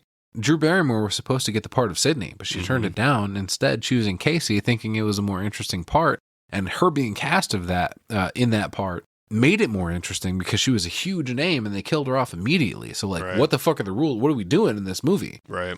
Kind of a similar thing, casting Sarah Michelle Gellar, who was fucking huge at this time, you know, in this very small role and killing her off immediately. We get a sick little Ghostface knife wipe. Of course, you can't have a Scream movie without that. And then we cut back to the party. Shit's starting to get wild here. We got a dude doing a keg stand here. And Lois walks back up to Sid in the party telling her, everyone thinks sororities are just about blowjobs, but it's not true. And the fucking face Hallie is giving her in the background is ridiculous. She's like, fucking what? Nice. Murphy pipes in like, right, we only promote safe, condomed sex. See, we're about love, respect, and responsibility. But Lois is like, harmonica style is okay, right? Yeah. And I don't have a fucking clue what she means by that, and I don't think I want to. What the fuck? Harmonica style? Jason's holding up a big okay. But that's when Randy walks up and offers them a drink. The girls mention Derek is a Delta Lambda, a big brother to their sorority. We like to keep it all in the family, whatever the fuck that means. That is a fucking gross way to say that. It definitely is. All in the family, man. You just come off the heels of talking about sex. That's what I'm saying. Like, okay, so I get it, brotherhood, sisterhood for your fraternity, but you shouldn't be like, oh, I would like to fuck one of those guys in that fraternity. You referred to him, exactly, you referred to him as a big brother and said you like to keep it all in the family. Fuck that, dude. That's fucking gross, No. bro. I could never be in a sorority, Jason. I wouldn't survive. But Sid walks away. Mickey comes up to ask Hallie if she wants to dance, and she's like, oh, yeah, I do. But with that guy over there, not you. Ouch. That's when Randy walks by, and Mickey says, oh, hey, I thought about another sequel that's better than the original. Empire Strikes Back. Way better story than the original Star Wars. Improved effects. But Randy squashes that, saying, that's not a sequel. That was part of a trilogy. Completely planned. Nice try, though. Hallie walks by saying she likes the little furry things, though, and Mickey tells her they're called Ewoks and they blow. Yeah, especially in The Shining. Nice. That's when Derek comes to join Sid, but only a moment passes before Lois and Murphy run back over to them, telling him something happened over at Omega Beta Zeta. And just like the first movie with Himbry on the goalpost, everyone rushes out the front door to go check it out. Oh, fuck yeah. Dude, it's a crime scene. You're not welcome. We cut to the police rolling up, and there's like fucking 10 cop Dude, a cars ton there, of fucking cruisers roll up. I'm yeah. like, how did that happen so fast? Or campus security, at least. I'm not sure if it's actually cops or security officers for the Right. university, maybe. But anyway, Lois and Murphy lament not bringing their drinks out with them. And you see Mickey rush out with the rest of the partygoers, which made me think. I realized everyone can see Omega Beta Zeta from the front porch. Mm-hmm. So the killer could have easily slipped back over to the party undetected. Maybe. Debbie Salt is also there, however, trying to get the scoop with Chief Hartley and another lady that kind of looks like Finn Wolfhard. Yeah, she says, or she gets confirmation it's not a suicide, it's a double stabbing. Right. But she walks by and lets Gail know, but says she's got a deadline and kind of dips out really fast, which I'm kind of thinking, deadline for what? It's like fucking midnight. It is. You're like rushing off. So right away I'm going, I don't what know how is- journalism works, but I mean, it's entirely possible, I It's suppose. possible, but it just seemed odd. Not only that, she seemed like she was the first motherfucker there. Mm-hmm. A little strange, don't you think? But they conclude that there were stab wounds as well as blunt force trauma, so it's definitely not a suicide. And Debbie walks away right past Gail saying, oh, Gail, you're just getting here. That's not good. Get her. But she tells her she's, what's going on, and she says she's got to go meet her deadline, of course. Dewey is also standing there, so Gail walks over to him, and she's like, it's happening again, isn't it? And he's like, you'd fucking like that, wouldn't you? Better hurry, Gail. You might get scooped. He's being a sis. Well, that's where Gail gets pissed and calls out to Joel, and this dude knows exactly what's up. He tells her he's not cut out for this. He's like, I came here to do an interview, not Faces of Death 14.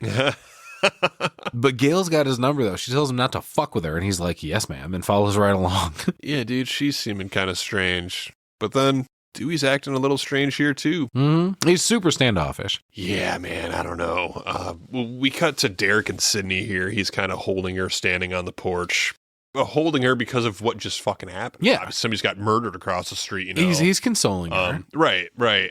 He says, come on, let's get you home. So she goes inside for her jacket. Mm-hmm. And immediately I'm kind of like, you should be fucking watching her, man. Mm-hmm. You know? We just get another strange, I got this weird feeling about Derek, man. Didn't he seem to be a little MIA until the cops showed up? For sure. And we get little seeds of him, you know, possibly being a red herring here and there. Of course, that's part of the Scream franchise. You don't know who it is until you know. You know? We didn't see Derek at this party at all. Yeah. Until he came and said hello. And like you said, immediately the two girls were like, hey, something just happened. So where the fuck was Derek at? Exactly. Yeah. He tells her to grab her jacket so they can get her home. And as she does, the phone rings inside.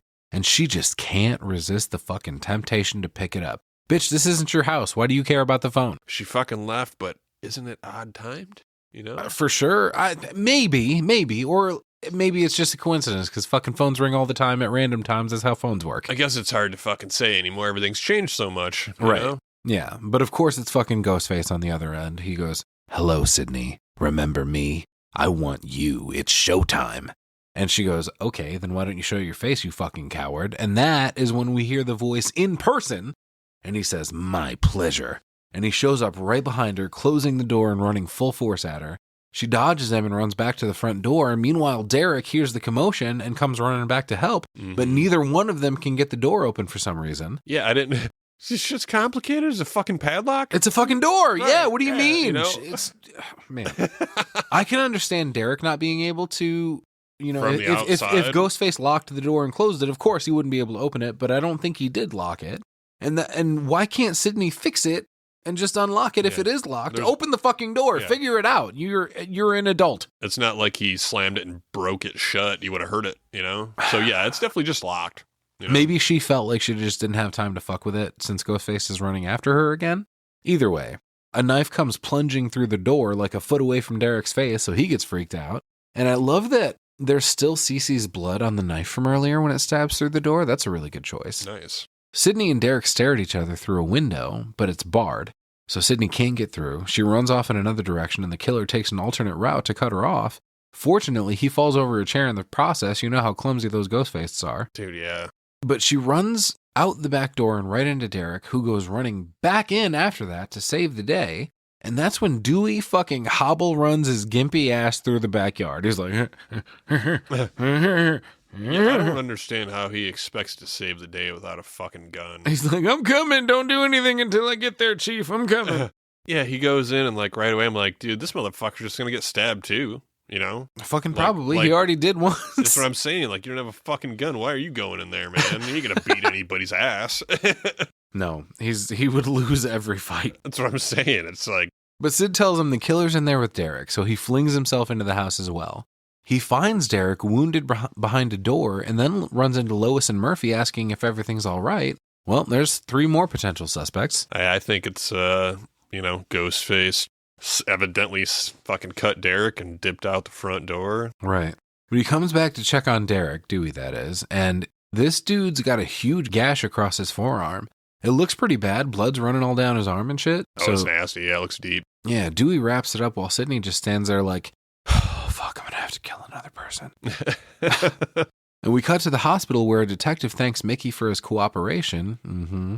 And they walk by Hallie, who looks nervous, and Mickey comforts her by saying it was the easiest interrogation of my crime-filled life. She walks off to get a cup of coffee, so Mickey joins Sidney on a couch in the lobby area. He asks how she's doing, and she tells him she knew this wasn't over. She could see it coming a mile away. And he tells her, you're not alone. Everybody's here for you, whatever you need. Sid laments Cece's death and says it could have been Derek, and Mickey's like, well, you know what? It wasn't. He's fine. He just needs to realize the 90s is no time to play hero. I don't know, dude. I feel like that would have been one of the best times, honestly, looking back on everything since anyway. Well, he kind of plants the seed here into Sidney's head, too. But why would he go back into the house anyway? Mm-hmm. You know? Yeah. She gets this little stare, you know, so she's thinking about it now. Which, why would he go back into the house? Because he just tried to kill your girlfriend?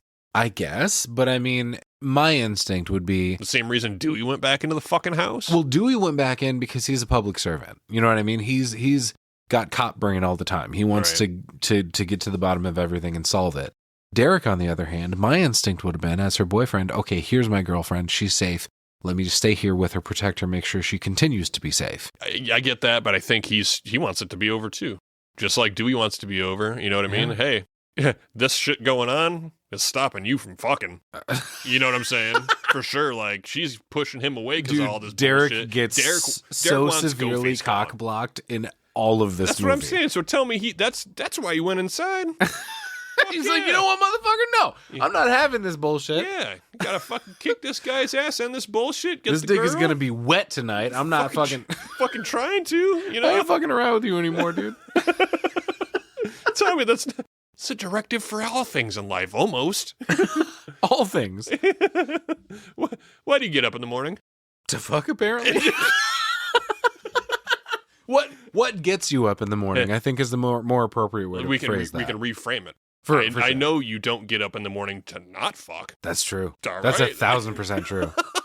That's a good point. And I never really looked at it that way, but from now on, for the rest of my life, I will. And I think my life will be better for it. Like, if you didn't think you were going to fuck today, would you get out of bed? Nope. Exactly. You know, if there is zero chance you're going to fuck today, why would you get up? Might as well go back to sleep. That's going to be a clip. So it kind of looks like Sidney is thinking about that as we cut over to Derek getting tended to by the hospital staff here. He's recounting his version of what happened back at the sorority house, and the doctor tells him he's lucky that there's no nerve damage, like poor Dewey, but he's going to have to take it easy. There's also, in this room, to get his report of what happened, Chief Hartley and good old Deputy Dewey. There's another cop here as well who seems to be suspicious of the fact that the killer just sort of slashed at him and ran away. He's like, wow, you're lucky he didn't kill you. And that's when Dwight turns around all dramatically and says, yeah, how convenient, red herring. Yeah. Dumb. But Derek's like, yo, bro, how about you fucking got there too late? Maybe he would be in custody right now. Listen, man, Dewey's doing all he can. You didn't see the way he was running. He looks like that little cartoon buzzard. Oh, nope. But Dewey's got a funny reaction, though. They all exchange looks when Derek says, it's a shame you got there too late and the killer got away. And they're all looking sheepish, and they're like, oh, I guess you're right. And Dewey looks all defiantly back at Derek with as much attitude as possible when he says, yeah, it is. Nice. And we come back to campus the next day, and the police cruisers and news vans are all in place once again. Man, is this just going to be every day until this is over? I think so. It seems like such a waste of resources. But at the campus security office, Chief Hartley is breaking down the list of victims so far, and Gail asks, hey, wait a minute. Is Cece that girl's real name? And the chief's like, no, it's Casey. She's like, Casey? Dun, dun, dun. He says, Casey Cooper, and she's like, oh, she starts to do the detectives to work for them. And she goes, you mean like Casey Becker? Do the dun, dun, dun again. This is so ridiculous. Dun, dun, dun. Like, why? The copycat killer is trying to copycat so much that I'm only killing people with the same names. That's so stupid. That's what I'm saying. It's fucking dumb. Just this whole scene, like, okay, I get it. Sure. Let's make her look like she's a great detective. We're trying to get meta, Jason. It's just this part's just dumb. Maureen Evans, Maureen Prescott, Phil Stevens, Steve. Casey's got a boyfriend. That's the CeCe part that I Cooper. have a problem with. Like, it's interesting that Cece's name is Casey. Okay. In the original opening, the victim's boyfriend, also the original victim was Casey.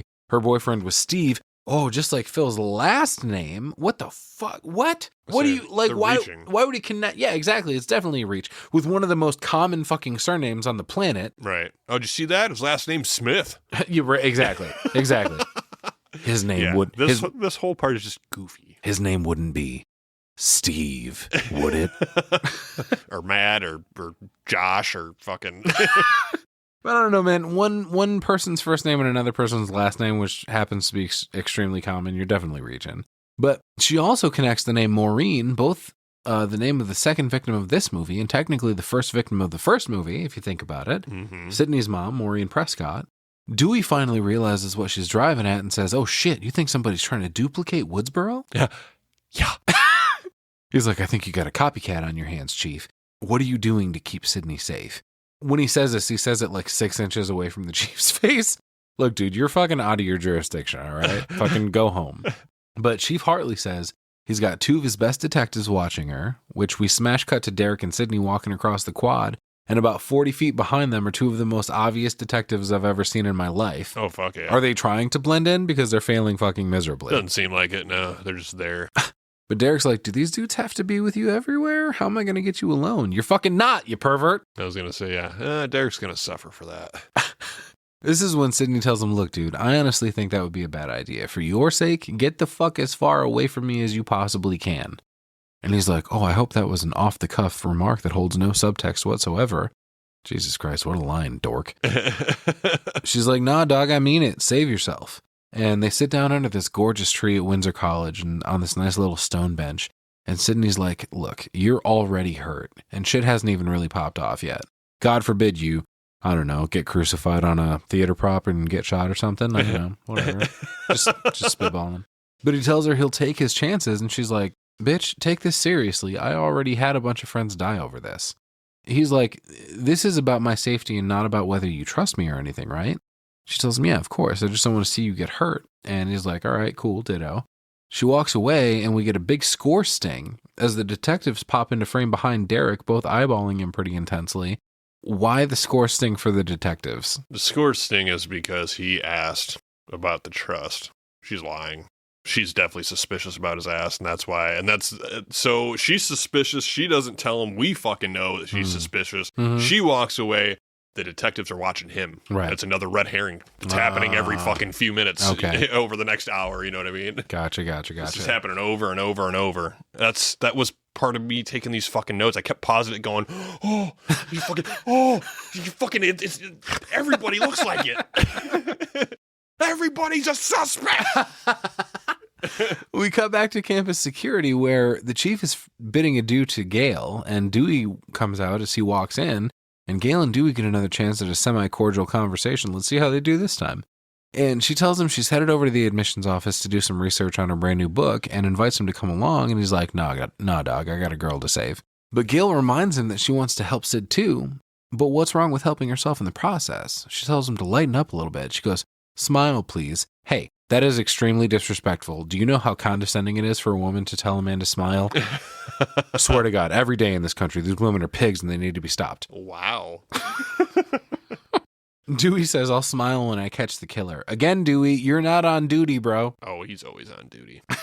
He walks away, allowing the pack of wolves to swarm Gail, that is the reporters, cramped outside the security office.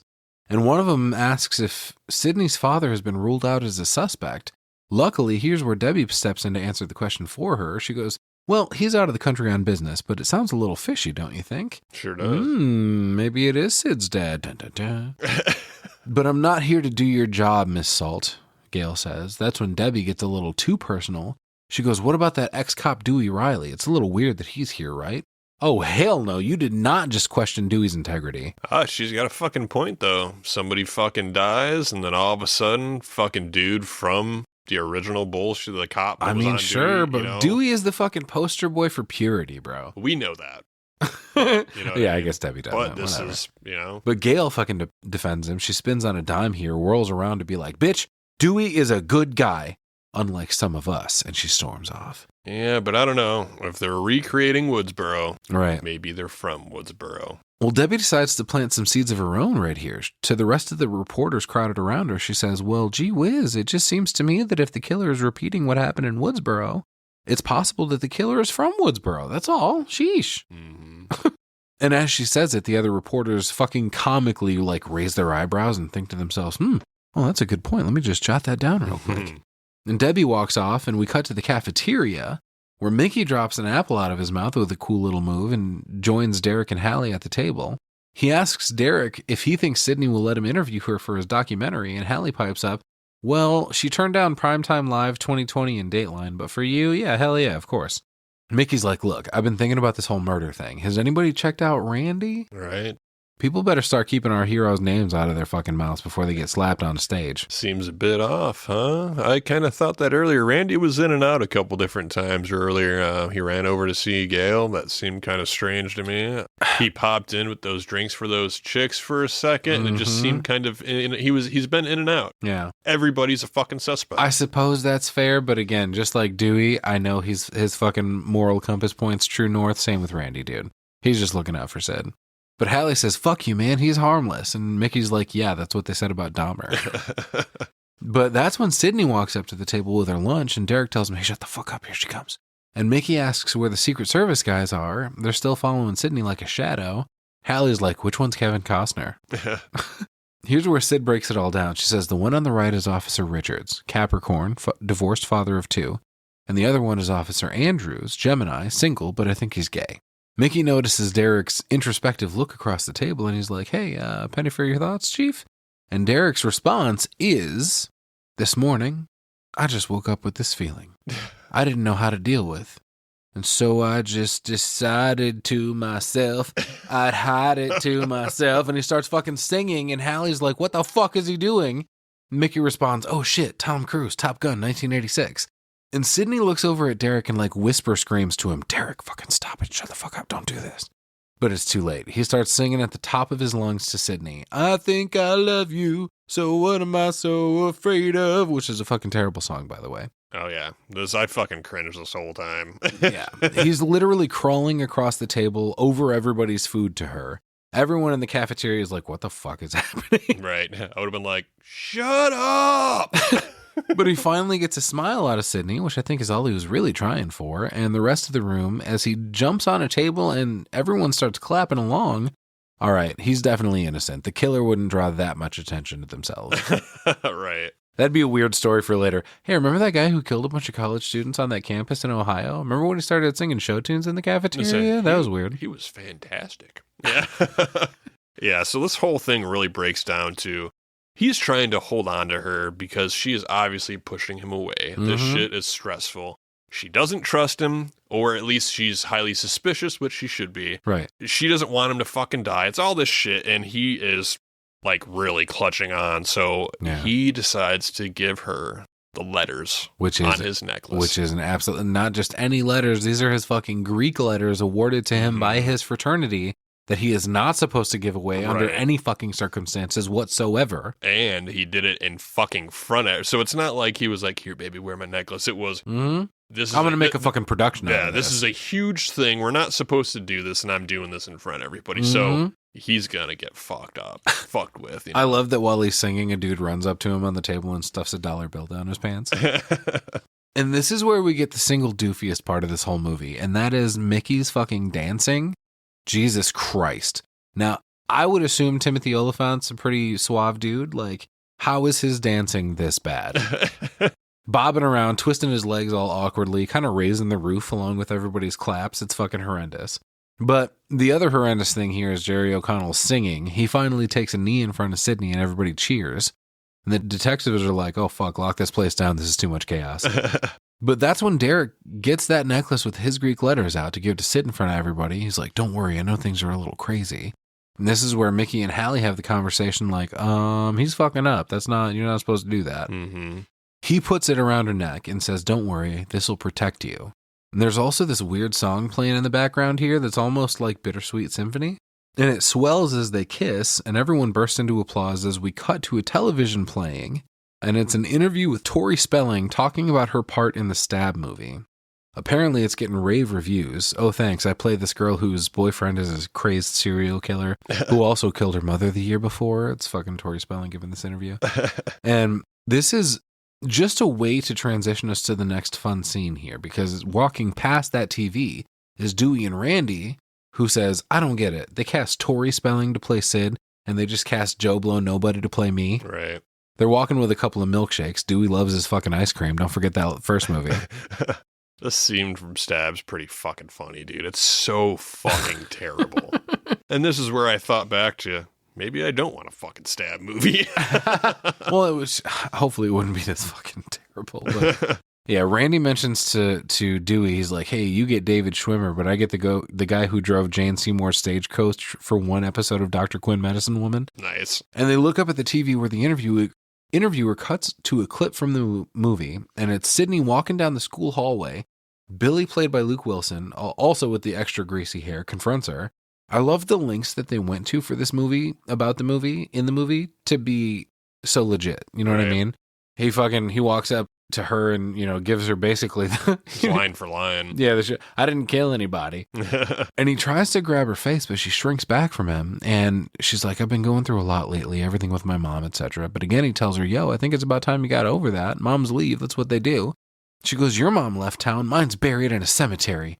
And she's not coming back. Super dramatic. And she fucking cries and runs away. Luke Wilson smacks the shit out of his own forehead to mimic the Billy line. He's like, oh, stupid. Right.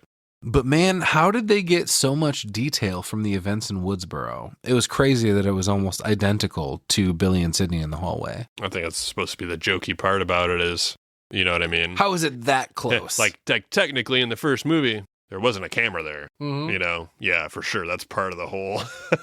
Yeah, no one was there to witness that conversation. Mm-hmm. But the clip ends and the interviewer says, ooh, I love scary movies. But we smash cut back to Randy, who says, I'll wait for the video. But he's like, all right, back to business. Let's talk shop, Dewey. The way I see it, someone's out to make a sequel. This is Randy's big scene in the movie where, like in the first one, he breaks down the rules. There's certain rules that one must abide by in order to get to survive a horror movie. He says it's our job to observe the rules of a sequel this time. Rule number 1, the body count is always bigger. Rule number 2, the death scenes are always much more elaborate, more blood, more gore, carnage, candy. Your core audience just expects it. Rule number 3, if you want your sequel to become a franchise, never ever. But then he gets interrupted by Dewey. He's like, hey, how do we find the killer, Randy? That's what I want to know. And Randy's like, all right, well, let's review the suspects then. There's the obvious choice, the new boyfriend, Derek. The guy's pre-med and his fucking pity me service wound missed every major vein and artery. We'll let the record show that is very convenient. And Dewey's like, so you think it's Derek? And Randy's like, well, fucking not so fast. Let's assume the killer or killers has half a brain. He's not a Nick at Night rerun type of guy. He wants to break some new ground. So forget the boyfriend. It's tired. Who else do we got? How about Mickey, the freaky Tarantino film student? Ooh. But if he's a suspect, so am I. So let's move on. That's the one thing we can always count on Randy for. He's always got him pegged right from the jump. Right. But Dewey's like, hey, not so fast. Let's not move on. Maybe you are a suspect. And Randy turns it back around on him. He's like, well, if I'm a suspect, you're a suspect. And Dewey's like, all right, good point, with the silliest, wide-eyed, suspicious face ever. But right. I'm here to ask, why does that make sense? You were just talking about the fact that Mickey might have done it because he's a whacked-out film student, which you are too, Randy, but Dewey isn't. He's a cop. Mm-hmm. So why would that also make Dewey a suspect? I think just because they're close with Sidney, maybe? I suppose. Both connected to the original events, right. Maybe, sure, okay. Yeah, like if it could be her, it could be anybody from Woodsboro. Right, okay. It could be Gail, too. But the thing is, Dewey isn't quite bright enough to catch on to that, so he agrees anyway, which is the funny part to me. But he goes, okay, let's move on to, and Randy offers up Hallie's name. Dewey's like, wait, but she's a black woman. Serial killers are typically white males, and Randy is like, exactly. That's why it's perfect. Kind of against the rules, but not really. Mrs. Voorhees, for instance, was a terrific serial killer, and there's always room for Candyman's daughter. She's sweet, she's deadly, she's bad for your teeth. Well, and then we get, how about Gail? You know? Yeah, Dewey has the most pained expression on his face as he tries to puzzle through what the fuck Randy is saying. Either that or he's got another brain freeze from all this damn ice cream. But he scrunches up his face and says, come on, Randy, figure this out for me. These people are your friends. Who's the killer? And Randy says, yeah, what about Gail? Dewey's like, what? Gail? No way. And Randy's like, well, fucking why not? And Dewey's like, he doesn't have an answer for it. He's like, shit. Right. I guess she's vicious enough. And Randy points out she's an opportunist. Isn't it possible she's planning her next book? Sure, but man, yeah. That would be so sad if you were killing people just to have content to write a fucking book about. Come on, man. It's genius. But that's what reporters do, Dewey. They stage the news. That line, dude, that's a little too real in fucking 2026. Boy, do they ever.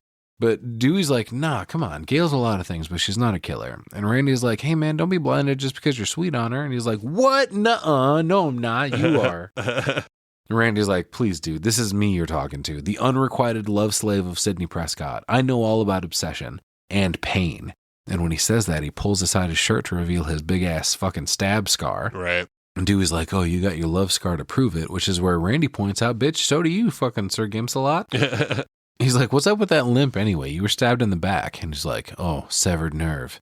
And he goes back to defending Gail. And Randy's like, fine, I'll drop it. But if she's not a killer, be warned, she is a target. Definitely. Dun, dun, dun. We cut to Gail grabbing Joel for some establishing shots. And he's like, yo, can we talk for a minute? I'm a little confused. With your track record, why would you want to be here when the killer strikes again?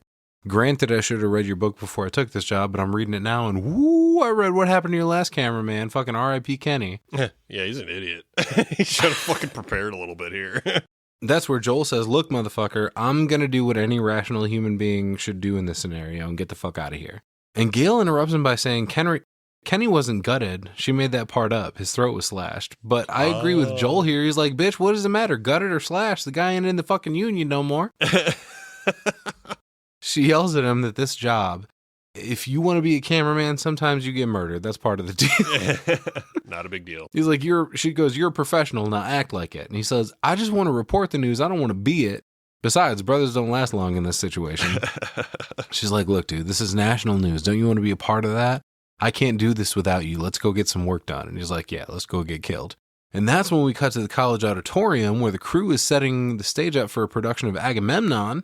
We end up getting fucking David Warner in here as Gus, the drama teacher. And he goes, we've been through this before, Sidney. You know what I think about your potential as an actress. And she's like, yeah, I just don't, like, with all the murders and the movie and my fucking life, it's just fucking, like, a lot, dude. Yeah, okay? Don't blame her. If a killer is trying to fucking murder you, maybe you shouldn't go stand in the middle of the fucking auditorium with a bunch of flyers pointing that you're going to be there tonight. You know, it totally makes sense. He's like, yeah, I get it. It must be difficult. And she's like, yeah, correct. I just don't think I can do this, all right? And he turns it around on her by saying, the battle for the soul is fought in the form of art. Great line, combining philosophy, history with the reference to the Roman Forum. I like this dude already. He goes, you're a fighter, Sid. That's why you're here. This is, that's why this is your major. And she's like, yeah, right, I'm a fighter. And he fucking drill sergeants her real quick here. He's like, I can't hear you. And she repeats it. He's like, fuck that, I don't believe you. That's when we see her expression harden, and she quietly says it one more time. And he's like, yep, there it is. There's my girl. I do think Neve Campbell was always really good. I wish she had some more prevalent roles besides the Scream franchise. Like, I know there were others. She's great in The Craft, of course, and Wild Things, but beyond that, we mostly see her in this, and more this. Case in point, Scream 7. Right. But he goes, at the risk of sounding like a college drama teacher, if you've got pain around this kind of material, use it. This is your role, Sid. Cassandra is one of the great tragic visionaries of literature. Saw it all coming, the wars, the murder, the madness. She knew she was cursed. It was her fate, and she embraced it. None of us can avoid our fate, but as an artist, you can honestly face it and fight it.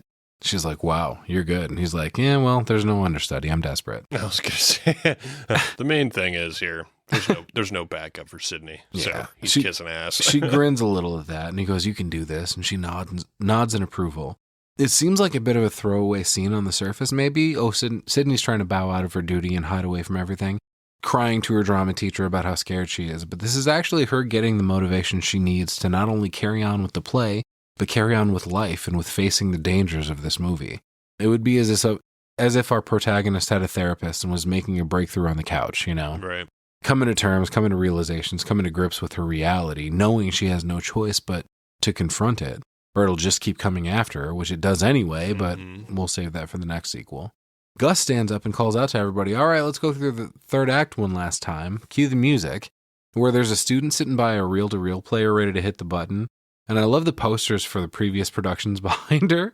This drama department is currently working on Agamemnon, which is the first play in the trilogy The Orestia by Aeschylus, which parallels the film's plot of revenge and familicide. And Agamemnon, Clytemnestra kills her husband Agamemnon. But in this movie, spoiler alert, Mrs. Loomis is here to avenge the death of her son. But what I found interesting about these posters is we get a glimpse into how dry a drama teacher this dude is. The previous plays put on have been Oedipus, something else regarding Troy. This fucking dude is all about Greek tragedies. I have no idea what any of this shit is at all. I made 0 notes about the play that she's in because I didn't know what it was. Okay. So that's why I'm not. I just figured I would give you an explanation to why you're talking about this. I have 0 notes about this. I have no idea what it is. I knew she was in a play. I made notes about her being in the play, and I didn't connect anything because I don't know anything about it. Totally fair enough. Okay. But here we go. The music kicks in. The stage is lit. Everyone's in place.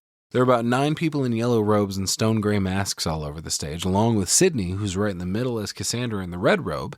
I love seeing the crew hard at work behind the scenes, creating the lightning and thunder, pumping the fog in. It all looks great. The figures all start chanting, all behold the dreaded fate of Troy that once stood proud and light upon the hills of Sparta, now shrouded in the deathly smoke of ruin. Her royal children pitched from her walls, or people driven through her ruins. They're fucking doing this whole thing about fucking, the isolation that Cassandra faces, which is where Sidney reveals herself like a fucking swan. Mm-hmm. And the chanting of the backstory is terrible and corny, but importantly, while all this is going on, we also see that some of the set is starting to fall apart from high up in the rigging. A big block falls down, which will be important for later. Doesn't hit anybody or anything, just setting up that, there may not be a ghost face to worry about, but there is danger here. Right. But Sidney starts to deliver her lines now. She says, "No crime against gods or man have I committed, safe to speak the truth." And this is where another crew member has pulled down from the catwalk something that looks like a statue, but it's actually a person that points right at Sid, and the rest of the robed figures turn toward her. They end up saying, like, "What stays fate's hand from thee?" over and over in the meantime. Like, why are you so special? Sidney has very artfully danced her way across the stage at this point, and now all the robed figures have drawn daggers and come to attack her, each one swiping at her as she moves past. But then, what's this? One of the masks on these masked figures looks a little too familiar. Is that a ghost face? So fucking ridiculous. Gus stands up for a better look because here's the deal. She's no longer following the script. She sees, or at least thinks she sees, Ghostface. I think another part of her feels like she's hallucinating, but regardless, she's just kind of running around the stage all willy-nilly trying to get out alive now. Right. But she keeps seeing and running into ghost faces, eventually coming up close and personal with one, lets out a horrified scream and drops to the floor, which is when Gus yells, "Hold it," comes to the stage, and we see Sister Murphy and Lois take their masks off. Of course, they're in the fucking drama department, too. Right. But Gus comes to the stage like, "Yo, what the fuck?" And he tells everybody to take 5. Everybody else pulls off their masks, and Sidney just runs out the door, totally embarrassed. She goes off to have a good cry for a minute until Derek comes backstage saying, "Sidney, your escort has arrived." And she's like, "What the fuck? How long have you been here? What happened to Mickey?" Here's where he sees her crying, and she explains that he and Mickey swapped places because he had to edit something. So Derek's here instead, and he asks her what the fuck happened. And as he moves toward her, once again, just like with Billy, she shrinks back from him. Right. She tells him that she just needs to be alone. He tries to convince her that's not the answer, and she's like, "Fuck you, I just said I need some distance." He's like, "Well, shit, do I get a say in this?" And she just fucking shakes her head like, "Nah, dog, you in fact do not." Right. And he's like, "All right, well, I guess I'm supposed to be understanding," which she confirms, and he says, "You got it," and walks away. Now, there's been some speculation as to whether she was just hallucinating the ghost faces in the scene or if they were really there, but apparently Craven confirmed that was a legit attack. Yeah, if you pay attention here, when, like, right before she hits the floor, like, Ghostface or whatever, like, in the fucking gown with the robe, whatever brown robe on, like, grabs at her, and then he ducks behind somebody and slips off the stage. You can see him exit the stage, you know what I mean?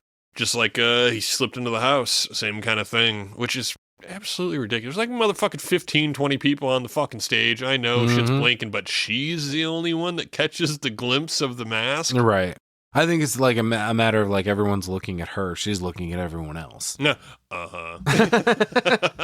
But we cut back to Gail trying to figure shit out outside, smoking a cigarette, and she gets a call on her cell, and she tells whoever's on the other end of the line that she'll have to call Bob back, whoever the fuck Bob is. She goes, "All right, so let's assume the killer is repeating Woodsboro." We see here that she's with Joel, who's sharpening a stick for some reason. Strange. And Randy and Dewey, who says, "Well, wait a minute, that doesn't explain Sidney's attack. She wasn't killed in Woodsboro." Yeah, Dick, she wasn't killed at all. Oh, yeah. But Randy points out, well, it wasn't for lack of trying. The killer's trying to finish what he started. Right. Gail mentions that Sid's under protection right now, so who cares? But her phone rings again. The guy on the other end's like, Gail, Bob really needs to talk to you. And she's like, bitch, I told you I'd call him back. And while she's distracted, Dewey says to Randy, when did she start smoking? And Randy's like, ever since those nude pictures on the internet. She goes, it was just my head. It was Jennifer Aniston's body, which is a nice little meta Friends reference there. Right. But anyway, you're forgetting something, she says. In Woodsboro, there were more victims before the home stretch. Tatum, my cameraman, Himbry. And that's where Joel interrupts her. He's like, yo, I don't need to be hearing about no dead cameraman. All right, sure. But the bigger problem here for me is that she said Tatum and Himbry, but then she just said my cameraman. Fucking poor Kenny. You don't even remember his fucking name, do you? But Joel says, I'm about a verb away from vacating these premises. I'm about to go out, grab some coffee, donuts, Prozac, maybe see if I can find some crack, Special K, X, not Malcolm. But I'll be back when you guys start talking about something a little more Saved by the Bell-ish. And Dewey says he looks shaky, but Gail's like, fuck him, back to business. If the killer's following a pattern, maybe they can figure out who's next. Dewey's like, I wouldn't follow a killer's pattern. We were all in Woodsboro. Could be any one of us. Mm-hmm. And Gail gets pissed, though. She's like, well, what do you want to fucking do, bonehead? I love that line, fucking bonehead, really. And Gail asks him, what, you just want to wait around to see who the killer gets next? And he returns the bonehead line with, well, I don't know. And that's when Gail's phone rings again. So he calls her phonehead. Yeah. Shut the fuck up, dude. Oh, my God. This is where Randy gets fed up, and he grabs the phone and says, Gail's not here. But it's not Bob, or anybody telling Gail she needs to talk to Bob. It's my boy Ghostface. Yeah, he's back. And here comes that glorious voice again. I hope I'm not interrupting anything. You three look deep in thought. Dun, dun, dun. He goes, have you ever felt a knife cut through human flesh and scrape the bone beneath? Ew, dude. That's got to be Mickey, right? Fucking weirdo. I don't know, maybe. But Ghostface starts laughing, and Randy lowers the phone, letting the other two know it's the killer and that he can see them. But why did Gail let so much time pass before trying to grab her phone back? It was all, we all know that it's going to be Ghost. I can't believe she didn't fucking expect it, but Randy essentially tries to stall the killer while Gail and fucking Dewey run around attacking everybody on campus one by one. Right. Yeah. They all stand up and look around. Dewey's like, or Randy's like, what do I do? And Dewey's like, just keep him talking. Right. Whatever. Right. And even Gail is confused. She's like, what the fuck are we doing? And Dewey's like, I don't know. Just look for somebody on a cell phone. Fuck, dude. I mean, I know there weren't as many people in 1997 with Not cell phones. Nearly. There was a lot still, though. But yeah, they were still starting to get popular. Could be fucking chasing gooses here. But Randy gets back on the phone asking Ghostface what his favorite scary movie is. Of course, that had to be the first line. But Ghostface just answers, you'll never find me. He already saw Gail and Dewey run off looking for him. Mm-hmm. And Randy's like, well, let them have their fun. That's when Ghostface pops the question back at Randy, what's your favorite scary movie? Well, no, wait a minute, motherfucker. Answer the question. I asked you first. And Randy answers it, though. He goes, Showgirls, absolutely frightening. Nice. And he starts scanning the people around him, and he sees somebody on the ground holding a cell phone to their ear, so he runs up, scaring the shit out of them. Some girl, and he's like, oh, fuck, sorry. Randy asks Ghostface again, but then he's like, well, let me guess. House on Sorority Row? The dorm that dripped blood? Splatter University? Graduation day? Final exam? Am I close? And this is a great jump scare here, because Ghostface answers, closer than you think. And just then, a dude runs by him and comes super close, but he just runs past him to catch a football. Right, you like son of a bitch. Almost. Yeah. Ghostface is like, too slow, geek. Do you want to die? And Randy's like, is that the best you can do? Because Billy and Stu were way more original. But that's where we cut back to Gail and Dewey. And Gail just runs up to a girl and snatches her phone out of her hand like, hello, who's this? Like, what the fuck, dude? This is Gail Withers. Yeah, she goes, when the other person on the other end of the line goes, who's this? She answers, Gail Weathers, author of the Woodsboro Murders, at your service. That's when Dewey sees someone out of the corner of his eye on a phone and just kind of staring in their direction. He goes, white male suspect, 9 o'clock. And Gail's like, wait, my clock or your clock? Back to Ghostface. He goes, why are you even here, Randy? You'll never be the leading man. And Randy just screams, fuck you! Dude, fucking best line of the movie. Absolutely. Randy starts running toward another guy walking past a news van, also with a cell phone, and Ghostface says, no matter how hard you try, you'll never be the hero, and you'll never get the girl. And Randy turns the guy around and apologizes once again, but how does he know that isn't the killer and just stopped talking when he got close? But again, Ghostface says, wrong guy, dead boy. Oh yeah? Let's redirect a moment, Mr. I'm So Original.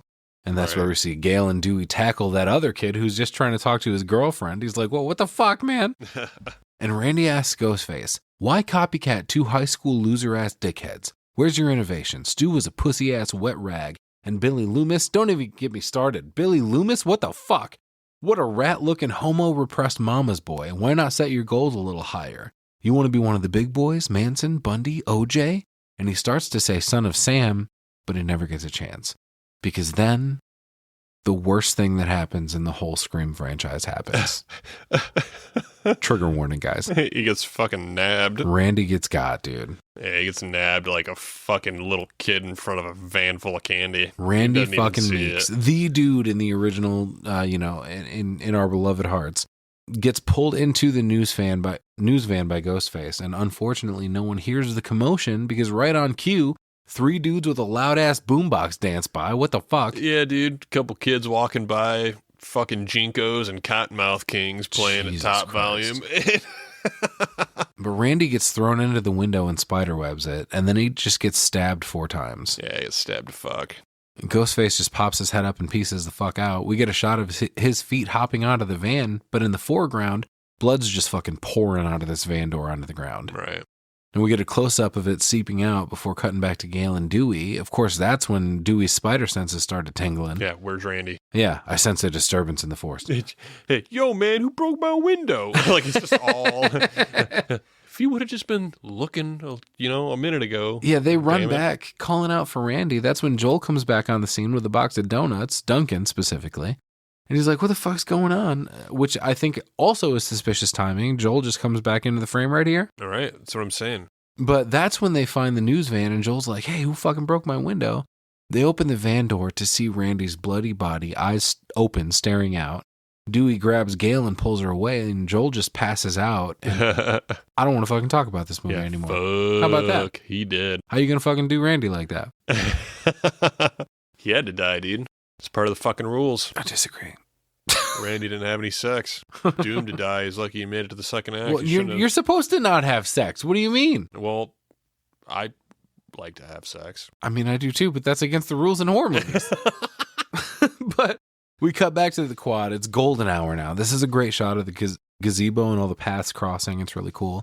And we cut inside the library where Sid's doing some research, but her screen goes all crazy on her. She asks the dude next to her if his screen just froze, and he's like, no, you just got an instant message. And he goes, just hit Alt-M. Oh, 90s computers. This is pre-us, dude. Yeah. I didn't have fucking Linux on a computer. No, definitely not. She mentions, well, I'm not even logged in. How am I getting an instant message? And he's like, oh, it must be somebody here at the library. All the terminals are connected. Right. Dun, dun, dun. And she starts looking around at the rest of the poor saps on computers, but then goes back to her own. When she pulls up the instant message, it just says in huge red letters, you're going to die tonight. Oh, shit. She stands up knocking her chair over, and the 2 cop guards run over to help. She tells him he's here at the library, and another message pops up, the police can't save you. Mm-hmm. And one of them escorts her away from the computer, telling her it's probably just some sick joke. But as she waits by the wall, fucking Cotton Weary pops around the corner. Fucking talk about a jump scare, dude. What the fuck, man? He's super fucking pushy here. Yeah, he's like, hey, Sid, are you okay? Can we Right. talk for a second? But you gotta whisper because it's a library. He fucking reminds me of Gale. Well, at least the Gale we have at the beginning of the movie. I Yeah. feel like Gale kind of changes here and starts to care about everybody, but Right. Cotton's all business. He's only worried about fucking money, and this time he's saying, let's ditch Gale. Fuck Gale. Yeah, we don't want to she deal doesn't with know this. enough about our personal Right. story. Well, we have Diane Sawyer that called, so fuck Gale. Fuck her bullshit. We'll just go in and both get some money. I love the zing that Cotton gets on Sidney here. She at first says like, "Oh, this isn't really a good time." He's like, "Come on, Sid, you sent me to prison. I did over a year for you. You can give me 2 minutes." Yep. But yeah, he like apologizes to her, but he's also like pushing her into doing a different interview. Like you said, he says, "Fuck Gail." Every time she tries to protest whatever he's saying, he puts a hand up to block her, or he puts a hand on her shoulder, or does something, and she keeps getting increasingly more uncomfortable. But the moral of the story here is, yeah, I got a random call from fucking Diane Sawyer. She's a class act. We'll be getting $10,000 a piece for this interview. Will you please do this with me? Right. And she tries to protest, but again, every time she does and tries to go away, he stops her. She keeps getting more and more concerned about it. And he's like, I don't know if you fucking heard me, but this is fucking Diane Sawyer. This is some very heavy exposure, as if Sid gives a fuck. Finally, she counters with, between the movie and the book, the people know the truth. Let's get on with our lives. There's been enough exposure. Why would you want any more? And he kind of loses it on her here. He's yeah. Why? I don't know. Maybe because I fucking deserve it. Look, you dragged my name through the mud. Everybody thinks I'm some kind of psycho killer. Qu'est-ce que c'est? He goes, all I'm asking for is a little fucking Diane Sawyer interview to get my side of the story straight. As he's saying this, he starts stalking toward her slowly, backing her down some steps, even further away from the cops now, who don't seem to be super concerned with figuring out where the fuck Sid is in this moment. Right. But he says, I don't think I'm being unreasonable in that request. Do you? And she definitively declines here, saying, I'm sorry, Cotton, but no. And she tries to walk away, but he grabs her arm with a big old score sting. He goes, yeah, I bet you're real sorry. Such a good angle, Sidney. Lovable and fucked up Sidney Prescott, everybody's favorite little victim. And now he's yelling full force inside this library. Right. Fucking rude, by the way. But that's when the cops run up and swarm him, pushing him up against a wall and cuffing him. He goes, Jesus, I'm not Billy Loomis. He's dead, remember? Yeah, damn. We cut to the police station where the chief wants the story one more time. Why did you attack Sidney Prescott? And Cotton's like, no, there was no fucking attack. Like, I was implicated for, I did time for killing her mother, but I was fucking proved innocent. Right. If I were him, I would stay as harmless and even-keeled as possible at all times, especially when dealing directly with the person whose mother you didn't kill, but people thought you did. Yeah, he's fucking pushy. He's ridiculous. But he's like, well, wait a minute. We were just talking, heatedly maybe, but Sid and I have a very complicated past. I didn't think that was a crime. And one of the cops is like, well, no, but homicide is. And he's like, all right, then book me, bitch. You ain't got shit on me and you know it. Right. Why the cop would say that, though, is confusing. Like, it was proven he didn't kill anybody. He also didn't kill Sid at the library. So why are you bringing up homicide? Because, I mean, fuck. The first thing the cops do when they pull you over is look at your past, man. Whether you were acquitted or not, you were still associated with a murder. I mean, no matter what, Cotton is kind of fucked. Right. Doesn't matter if he goes on Diane Sawyer. Doesn't matter if you get $10,000. You're always going to be psycho. There's always Cotton. That cloud of suspicion. Yeah. And there's nothing that he can really do to escape that. He's like, that's it. Right. Cotton. Well, the chief looks out the window at Sid, Dewey, and Hallie sitting out there, and Cotton's like, look, dude, I don't know about homicide, but you definitely got me for raising my voice in a public library, which is an odd place, I thought, for the score to swell, but that's where we get a look of recognition on each of the cops' faces.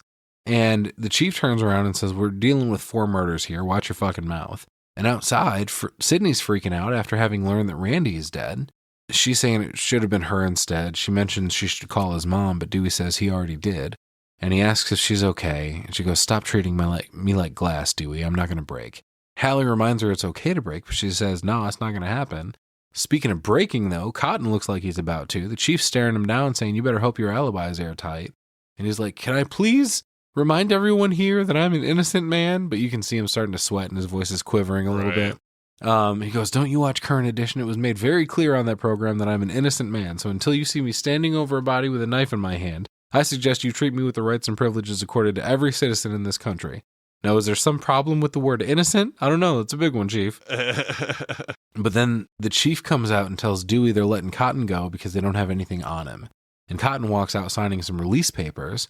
That's when he notices Gail there all of a sudden. He goes, you enjoying the show? The cops are kind of funny. But she goes, what do you think you're doing? And he replies, waiting for my 15 minutes of fame, which is bullshit. No, you're fucking not, dude. You've already had way more than that, both with the arrest trial and the coverage of, the show that you were just talking about that made it clear that you were innocent. That's plenty of fucking fame. Oh, yeah. He's just trying to turn this into a career for himself. She tells him, don't do anything stupid, Cotton. And he goes, well, why are you having character doubts now, basically? He walks by Sid's table and gives her a card in case she changes her mind, which Dewey apologizes for. Fucking rude. And he tells her they're going to take her somewhere safe. But when she asks where, Hallie's like, well, I don't know, but I'll be there with you. Chief walks up, which is David Arquette's dad, by the way, Louis Arquette, and tells Sid they're going to take her by the dorm to pack some things. And they've issued a campus-wide lock-in tonight. No one's allowed out after dark. Let's fucking see how well that works. But Sid pleads to Dewey to find out who's doing all this, and he promises he'll find him. Gale comes out of the station with the reporters swarming once again, one of them asking, how does it feel to be on the other side of the news? Dude, great fucking question. I like that. But Cotton walks out after Gale, and they ask him if he's still a suspect. He says, no, it was all just a big misunderstanding. And he calls over to Gale for a photo. He's like, oh, you look great, but she just walks away from him. And then fucking Debbie walks up again, of course. She asks how he's holding up. Oh, hey, must be scary knowing someone's out there watching and waiting, enjoying all this. How does that make you feel? Gale's had enough. Yeah. She's like, look, local woman, I know you hold me up as your career template, but give it a rest. And Debbie walks away apologizing, and that's where Gale runs into Joel. He's pissed about his van. It's in the police impound now, and he blames Gale for it. You gonna drive it around with a dead body in it, dude? And he sets like a bag down at her feet. He goes, here's your footage. See you, wouldn't want to be you. And he pieces the fuck out. Good for you, Joel. Right. Should have did it a while ago. Yeah, for real. Even though the black guy did die first in this movie, technically, at least another one made it out. But she yells at him as he walks away. She goes, I need you. And he goes, no, you need to have your head examined. Which is when Doofus walks out of the station right past her. She goes, I feel bad, Dewey. Silence. I feel really bad, Dewey. Hey, man, I kind of believe her here. There's not a camera on her, and she's saying this for the first time. Yeah, so. she's like, I feel bad, and I never feel bad about anything, but I feel bad now. And Dewey's skeptical. He goes, is this just another brilliant Gale Weathers performance? And she goes, no, there's no cameras. I just want to find this fucker. Right. And that's when they have their little moment, finally on the same page. And he walks over and says, can I give you a hand? What's in the bag? She tells Dewey that it's just some crowd footage Joel shot. But that's when she realizes, if the killer's really watching and relishing every minute, then he'd be on this tape, right? Worth a look, at least. That's when we get a few really cool, not time-lapse shots, but shots fading into each other showing the passage of time to that night. And they're accompanied by a really great segment of score here. We get some synths going on, and it sounds very Nightmare on Elm Street for a minute. Fucking great. I wish there was a lot more of that in this. But we cut to later that night when Gale and Dewey break into campus's video archive. The door's locked, but she's like, can't you pick it? And he's like, that would be breaking and entering. And she's like, yeah, no shit. Yeah, it's like an editing room, right? Yeah. And he's like, there's got to be somewhere we can find a VCR. And they do indeed find one in a lecture hall nearby. And I love this. Obviously, this room has like an auditorium-style staircase to like it. Stadium style. Kinda, yeah. But Dewey, because of his injury, has to like sideways hop down him. Oh, it's really? Fucking hilarious, dude. Here's where Gale and Dewey, back to their old ways, just like in the first movie, they get to the TV and go to grab a tape to put in, but they bonk heads reaching for it. Weird that we got that element in 2 movies in a row, too. Now's not the fucking time, guys, for real. and I knew it was fucking coming because that fucking stupid Dewey music kicks in for a second and they lock eyes. Yeah. And then they start making out and I'm like, dude, okay. Now is not the time for this, but even if it was the time, you're just going to fuck on the table in the middle of the bottom of the stadium seating. You know what I mean? She goes to hand him a tape and their hands brush past each other and they fucking share a look, whatever. Get the fuck out of here. He puts the tape in and fast forwards it until he gets to the part from earlier where he was ripping into her for talking shit about him in her book. And then that's where the theme kicks in and Gale tells him, you're cute when you're mad. And he's like, no, I was rude. And she apologizes to him. She's like, I never meant to hurt you. And she leans in to grab his face. That's where we finally get him kissing. And it fucking goes real fast, real quick. Because she just fucking crawls on top of him, on top of the desk. And they about to fucking get it in. But unfortunately, that's when she notices, oh, fuck. Dewey, get your hand off my tit. Look. Yeah, there's another TV sitting here that's evidently plugged in all the way up top. Well, and showing different footage. No. It's the same TV, but the footage was fucking hijacked that they put in. And they look up to see the footage just before the murders of both Maureen and Phil and Cece. There's footage like just beforehand of all of them getting killed on this. Apparently the killer replaced the tapes and recorded over it somehow. Okay, I thought I saw 2 TVs. There might have been another TV. There was a TV on the table that they were fucking on, and then there was a TV on a stand over to the side, and they were watching. I thought they were watching both. Well, it's strange because Gale looks over and she's like, wait, that's not my footage. Right, yeah. Who recorded that shit? Which, you didn't record it or have seen it yet, though, Gale. Right. He just handed it to you. Yeah, exactly. So, of course, it's not your footage. But we see some footage of Randy about to get got. That's when it cuts to a live feed of Gale and Dewey from the gantry up there at the fucking top of the room. Mm-hmm. They look behind him to see Ghostface staring at him through the window, and he fucking runs off. Dewey goes to chase after him, but Gale's like, no, don't do it. Your legs don't work. But he does it anyway. He runs off all fucking, I'm bringing home a baby bumblebee. He runs up this staircase to where Ghostface just was, but of course he's gone now. Gale calls out to him, but Dewey tells her there's nobody there. Surprise. Fucking Ghostface pops up behind Gale now, attacking her and pushing her into the seats. And this next thing, dude, I was fucking dying. Dewey tries to run down the steps to rescue Gale, but again, his fucking legs don't work. Just falls. So he's trying to hop his way down, but his wonky leg gets all tied up and he fucking just goes ass over tea kettle down these steps, dude. It's hilarious. But Gale runs around this desk, appropriately smacking Ghostface with a phone. Oh, nice. Fuck yeah, poetic justice. And that's when we follow her as she runs down the hall looking for an open door. And it takes her a minute to find one. Finally, she does and wanders through it to this music like AV room with a huge window in it. She goes to check the far door, but when she comes back through, suddenly Ghostface is standing on the other side of that window. He's in the control booth. Yeah. So she ducks back to hide from him, barely making it out of sight. And I love this cat and mouse scene here. It's framed and blocked really well, and I always enjoy whenever Ghostface can be seen slowly hunting down his prey in quiet, intense scenes like this. Right. I like it. It's fantastic. But what I don't get is the soundproofing panel maze. Gale ducks around the corner just as he comes through that door. She steps into this labyrinth of soundproofing panels, all meticulously arranged to provide a pathway for her to escape. It's really weird. And they do a kind of dance through these for a minute. She ducks around a corner just as he peeks around another. He shows up behind her for a moment as she squeezes her way around another panel. It's really well done. But she finally finds her way to another door and kind of slams it behind her, locking it, and Whisper yells, fuck, which I think is because she slammed it. Like, oh, fuck, you definitely heard that. He definitely heard her yell fuck, too. At any rate, she runs by that big window again and hides. That's when Dewey comes in and sees her, runs to the window and starts calling out and banging on the glass trying to get her attention.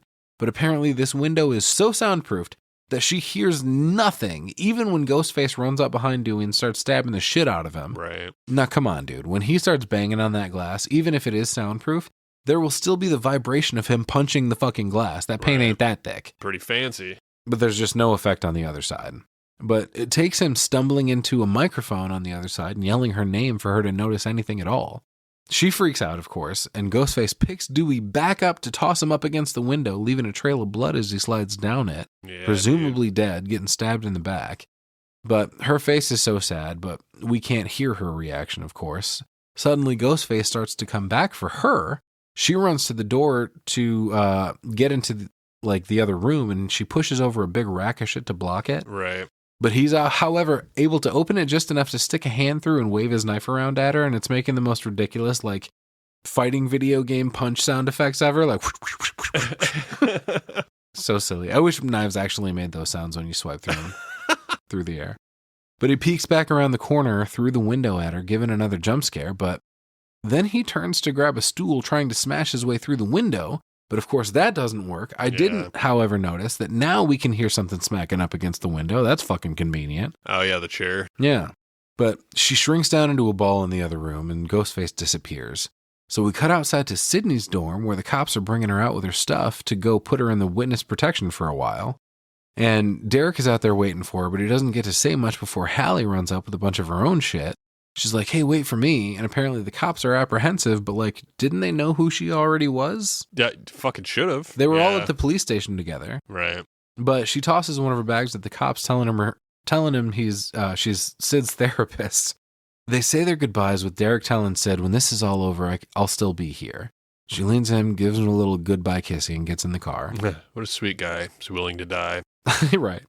They drive off with Derek looking guiltier than ever, but that's when we see a robed figure run between some trees. For a second, I was like, oh, come on, Ghostface, you're not even trying anymore. Oh, yeah, for sure. It kind of looks like he's going to get fucking killed or something, Right. But it turns out it's Derek's frat brothers, pissed about him giving Sidney his letters. And they're like, you, prepare to die. You gave up your letters. Oh, no, stupid college hazing bullshit. He should be like, guys, we're dealing with some actual shit right now. Could you kindly fuck off? But They literally pick him up and haul him off with Murphy and Lois bringing up the rear. That's when I noticed that there are some of the fucking drama department robes that everybody's wearing. Is that what this is? A whole drama-centric frat? It kind of seemed like, yeah, were they all in the fucking... Right. All in the play. Yeah. But Lois is like, this is so romantic. And Murphy's like, yeah, and so Greek, and does a little hair flip. They all run off to a party at the fucking auditorium where now they've tied up poor Derek with his clothes off except his undies to one of these theater props. Right. And they're fucking pouring beer and shit all over him. I think they wrote Greek letters all over his torso. Oh, I bet you won't fucking lose him this time, huh? Nice. But all the while, the cover of Right Place, Wrong Time's playing, and one frat bro runs up to him and splashes something in his face, asking him, "Who do you love, baby?" And he innocently and earnestly replies, "Sidney." He's like, "Did you mean your Omega Kappa Beta brothers?" And he's like, "No, I said Sidney." Cut to the cops driving the girls to their new home, but they catch a red light. Hallie takes the opportunity to ask where they're headed, and one of the cops says, "If we tell you, we'll have to kill you." That's in really poor taste. While they're sitting there, suddenly Ghostface pops up outside the driver's side window and punches through it and slits the cop's fucking throat. Yeah, how ridiculous. Ghostface catch you at a fucking light now? Right. He didn't even call. How? He didn't even call. The phone didn't ring. Ridiculous. He slits his throat, crawls on top of the car, prompting the other cop to get out and try and get him. But Ghostface starts bashing that dude's face up against the car, throws him down in front of it, and then Ghostface gets into the driver's seat to just fucking abduct these girls. Right. Who are helpless in the back seat, by the way. It's a cop car, so they're locked in the back, and there's a cage between them and the front seat. And the other cop stands up to pull a gun, and he's like, "Out of the car, fucker." But Ghostface just fucking puts it in drive and rams his ass, putting him up on top of the hood. He speeds through the streets, zigging and zagging all over the place until driving into a construction site, smashing a big rack of metal poles, and that gives us one of my favorite fucking effects in the entire franchise. Which is, since this cop was on the hood, when the car crashes, it sends some of those poles through his fucking head. Right. And the body just laying there twitching like his face is still moving and shit and making death noises. Fucking cool. Cool. It's so fucking great. His hand is still on his gun, but he's done for. Fucking impaled through the back of the head. Love it. Killer's a terrible fucking driver. Yeah, in the middle of all this, killed the cop that was on the hood, but managed to knock himself out, too, from the fucking car wreck. Yeah, exactly. And Sidney and Hallie in the back seat notice that Ghostface is still in the driver's seat, still breathing. But unlike the cop, Hallie asks if he's dead, by the way, and Sidney's like, "What the fuck do you think?" They start trying the doors and windows, and Hallie's like, "How are we supposed to get out of here?" And Sid's like, "We're fucking not. It's a cop car." But luckily, one of the bars peeled back just enough of the cage divider for Sidney to pull it down and squeeze through. Right. Like, no fucking way. Right, yeah. It's a lucky fucking Like, I don't shot. really know, but I assume that shit would have been a lot more... I didn't think she'd be able to pry that fucking shit off. Like, Right. I'm like, damn, like, yeah, right, man. Sidney's strong, but how fucking strong? Right. She gets into the front seat, tries to open the door to get out, but realizes it's fucking jammed up against the wall, so she can't open it. And that's when she realizes she's going to have to climb over the knocked out Ghostface. But first, she decides to do what they should always do, fucking unmask the killer. But when she goes to reach for the mask, she accidentally honks the horn, scaring the shit out of herself and Hallie. Shonks the horn with her ass.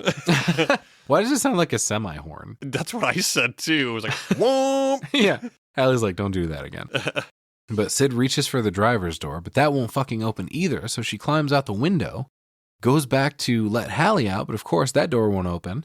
So now Hallie has to do the same thing Sid just did. Right. But when she crawls up into the front seat, she notices that the fucking metal pipe went straight through the cop's eye. So she slowly makes her way over Ghostface and out the window, and all is well. But they don't decide to pull the mask off here, which I don't understand that choice. They were about to in the car, but now outside it, which it would be super quick and easy. But no, they just decided to run off instead. Oh, yeah. Everything was fine. Everything was totally fine. Instead, you decide to take 10 steps away from the car and out of distance and then go back. Yeah, what the fuck? Fucking dumbass. Sid, like, they start running off, but Sid's like, "Fuck that, I gotta know." So she doubles back with Hallie pleading for her not to do it. Stupid people go back, smart people run, and Sidney's like, "I'm sick of running. If we know who it is, it's over." Yeah, you already waited too long. Yeah. So Hallie's like, "Well, let's just get more cops and come back." She's like, "No, dude, if we come back, he'll be gone." So she makes her way back to the car, and of course, Ghostface is fucking gone. Ghostface is gone, and good job, asshole. You killed your roommate. Yeah. Sidney gives a quick, "Oh shit," but then Ghostface jumps out behind Hallie, stabbing her a few times in the chest and putting her down. Now, Sidney is all alone yet again. Terrible friend. Thanks a lot. She runs off into the night, but Ghostface doesn't really chase her here. We cut back to Gail coming out of the AV room, and interestingly, she runs into Cotton in the hallway, who's covered in blood. Right. He starts walking toward her, because she's like, fuck that, get away from me. Yeah, he says, it's not what it looks like. I found Dewey. Yeah, and then proceeded to touch him everywhere I possibly could and just rub my hands all up on him. Yeah, it's not a little bit of blood on his shirt. It's not like he picked him up off the ground. This motherfucker, his arms are covered in blood. He was just bear hugging him, apparently. Yeah, playing in his fucking blood or something, dude. Yeah. He and Sissy try to help Dewey, but she runs away. And back outside now, of course, she runs into Debbie Salt, all alone at one of the campus phones. Gail runs up and rips it out of her hand saying, fucking, I need to, I got your goddamn story, whatever you're trying to call in right now. And she yells into the phone for the operator to get the police. The killer is Cotton fucking Weary. Nope, so close. But Debbie's perplexed. She goes, wait a minute. No, he's not. That can't be because, oh, well, anyway, more on that later. Back to the auditorium, we get some close-ups of the equipment that comes to life, even though there doesn't seem to be anyone there. And Sidney runs across the campus outside, apparently hearing the music from the theater, which is exactly why I wouldn't be going in there. That's not supposed to be happening right now. The scene's all wrong, dude. Right. And she runs in anyway, calling out for Gus. But as soon as she gets on the stage, the music powers down. The spotlight comes on and focuses on her. A big wall falls down behind her, putting the Agamemnon scenery back up. And she tries to run backstage, but another wall falls down, blocking her path, so she turns around to see Derek's shirt hanging on a fake tree. And as she starts to walk to the front of the stage, and the rest of Derek falls down from the fucking scaffolding, still tied to that prop, but now he's got an Agamemnon mask on his face, and there are a bunch of Greek letters fucking written all over his body in blood, apparently. Oh, shit. And she pulls his mask off. Oh, you can do it now, huh? Okay. She rips some duct tape off his mouth and slaps him to wake him up. And he goes, oh, fucking thank God. I thought I was going to be up there till opening night. And she tries to untie him, but the knots are crazy, apparently. She can't do it. She tells him they got to get out of there. The killer's here, and he killed Hallie. And Derek's like, wait, what? Where's the killer? And that's when we finally get the reveal. Right here. You're fast, Sid. She keeps trying to untie Derek, but Ghostface is like, I wouldn't do that if I were you. You really want to trust your boyfriend? Don't you know history repeats itself? Now, Damn. Wait a minute. How is he doing the voice in person? It would not sound like that. I'm sorry. You would still hear the other person's voice along with the modulation. But I thought it was a little silly, too, that Sidney ignores the fact that the actual killer is there and tries to just keep untying Derek. Like, why wouldn't you try to defend herself first? I guess because he wasn't in attack mode, I suppose. I guess if he started swinging. You don't know if he's ever going to fucking launch into attack mode, though. Yeah. Well, 2-on-1's definitely easier than, Yeah. And we know there's another killer around somewhere. There's always more than one. That's fair. It's still 1-on-1, though. Derek is very much still tied up. But that's also when the killer stops using the voice modifier and speaks in his regular voice, and it's very clearly Mickey. He pulls his mask off and puts the box back up to his mouth and gives Stu's famous line, "Surprise, Sidney." Derek can't fucking believe it, but interestingly, Mickey puts the idea in Sid's head that Derek was his partner through all this. Yeah, dude. He says since Derek disappeared, which is essentially when he got grabbed by his fraternity brothers, that he's been on his own all night. Yeah, thanks a lot, partner. Right. I feel like I'd see right through that if I was her, though. I mean, right away, I'm like, oh, shit, Derek denies, but who's lying? And of course, Sidney having the past that she has. Yeah, exactly. Of course, you automatically think it's your boyfriend. He's also kind of surprisingly convincing here. He's like, I couldn't have done this alone. Obviously, I would have needed a partner. Right. And he to Derek, he goes, it's okay, man. We got her. You can stop freaking out. That was a good addition to that. Oh, yeah. Fuck yeah. Yeah.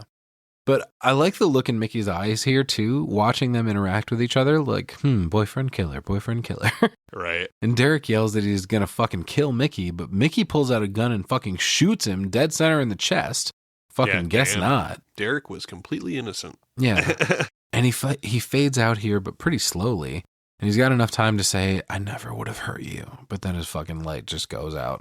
And that's when Mickey dials up the crazy. He goes, you should really work on your trust issues, Sid. I mean, poor Derek. He's completely innocent and such a nice little boy, too. He's bright and funny and handsome, decent singing voice, which is a lie.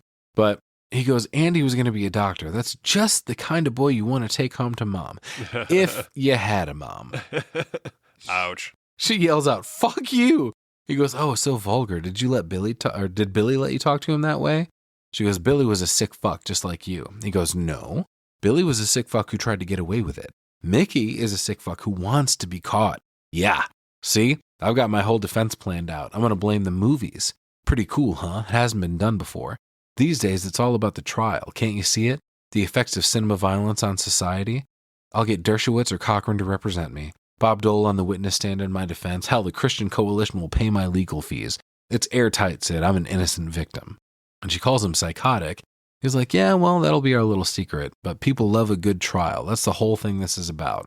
He goes, I worked hard to give the audience what they want. That's what Billy was good at. He knew it was all about execution. And while he's talking, Sid pulls out Derek's Greek letter necklace to get it ready. She says, yeah, well, there's one thing you're forgetting about Billy Loomis. I fucking killed him. And she whips the necklace at his face, cutting an eyebrow open, kicking the gun out of his hand. You fucking karate chop. Right. And she runs off, but he catches back up to her pretty quick, pushes her up against the wall for a second, but she beats him back off of her. They... I knew it. I fucking knew it. They play hide and seek around a column for a minute, but eventually she grabs both of his arms and pulls him toward it, whacking him. But poor Derek's body, dude, they keep bumping into it and his corpse is getting fucking no dignity.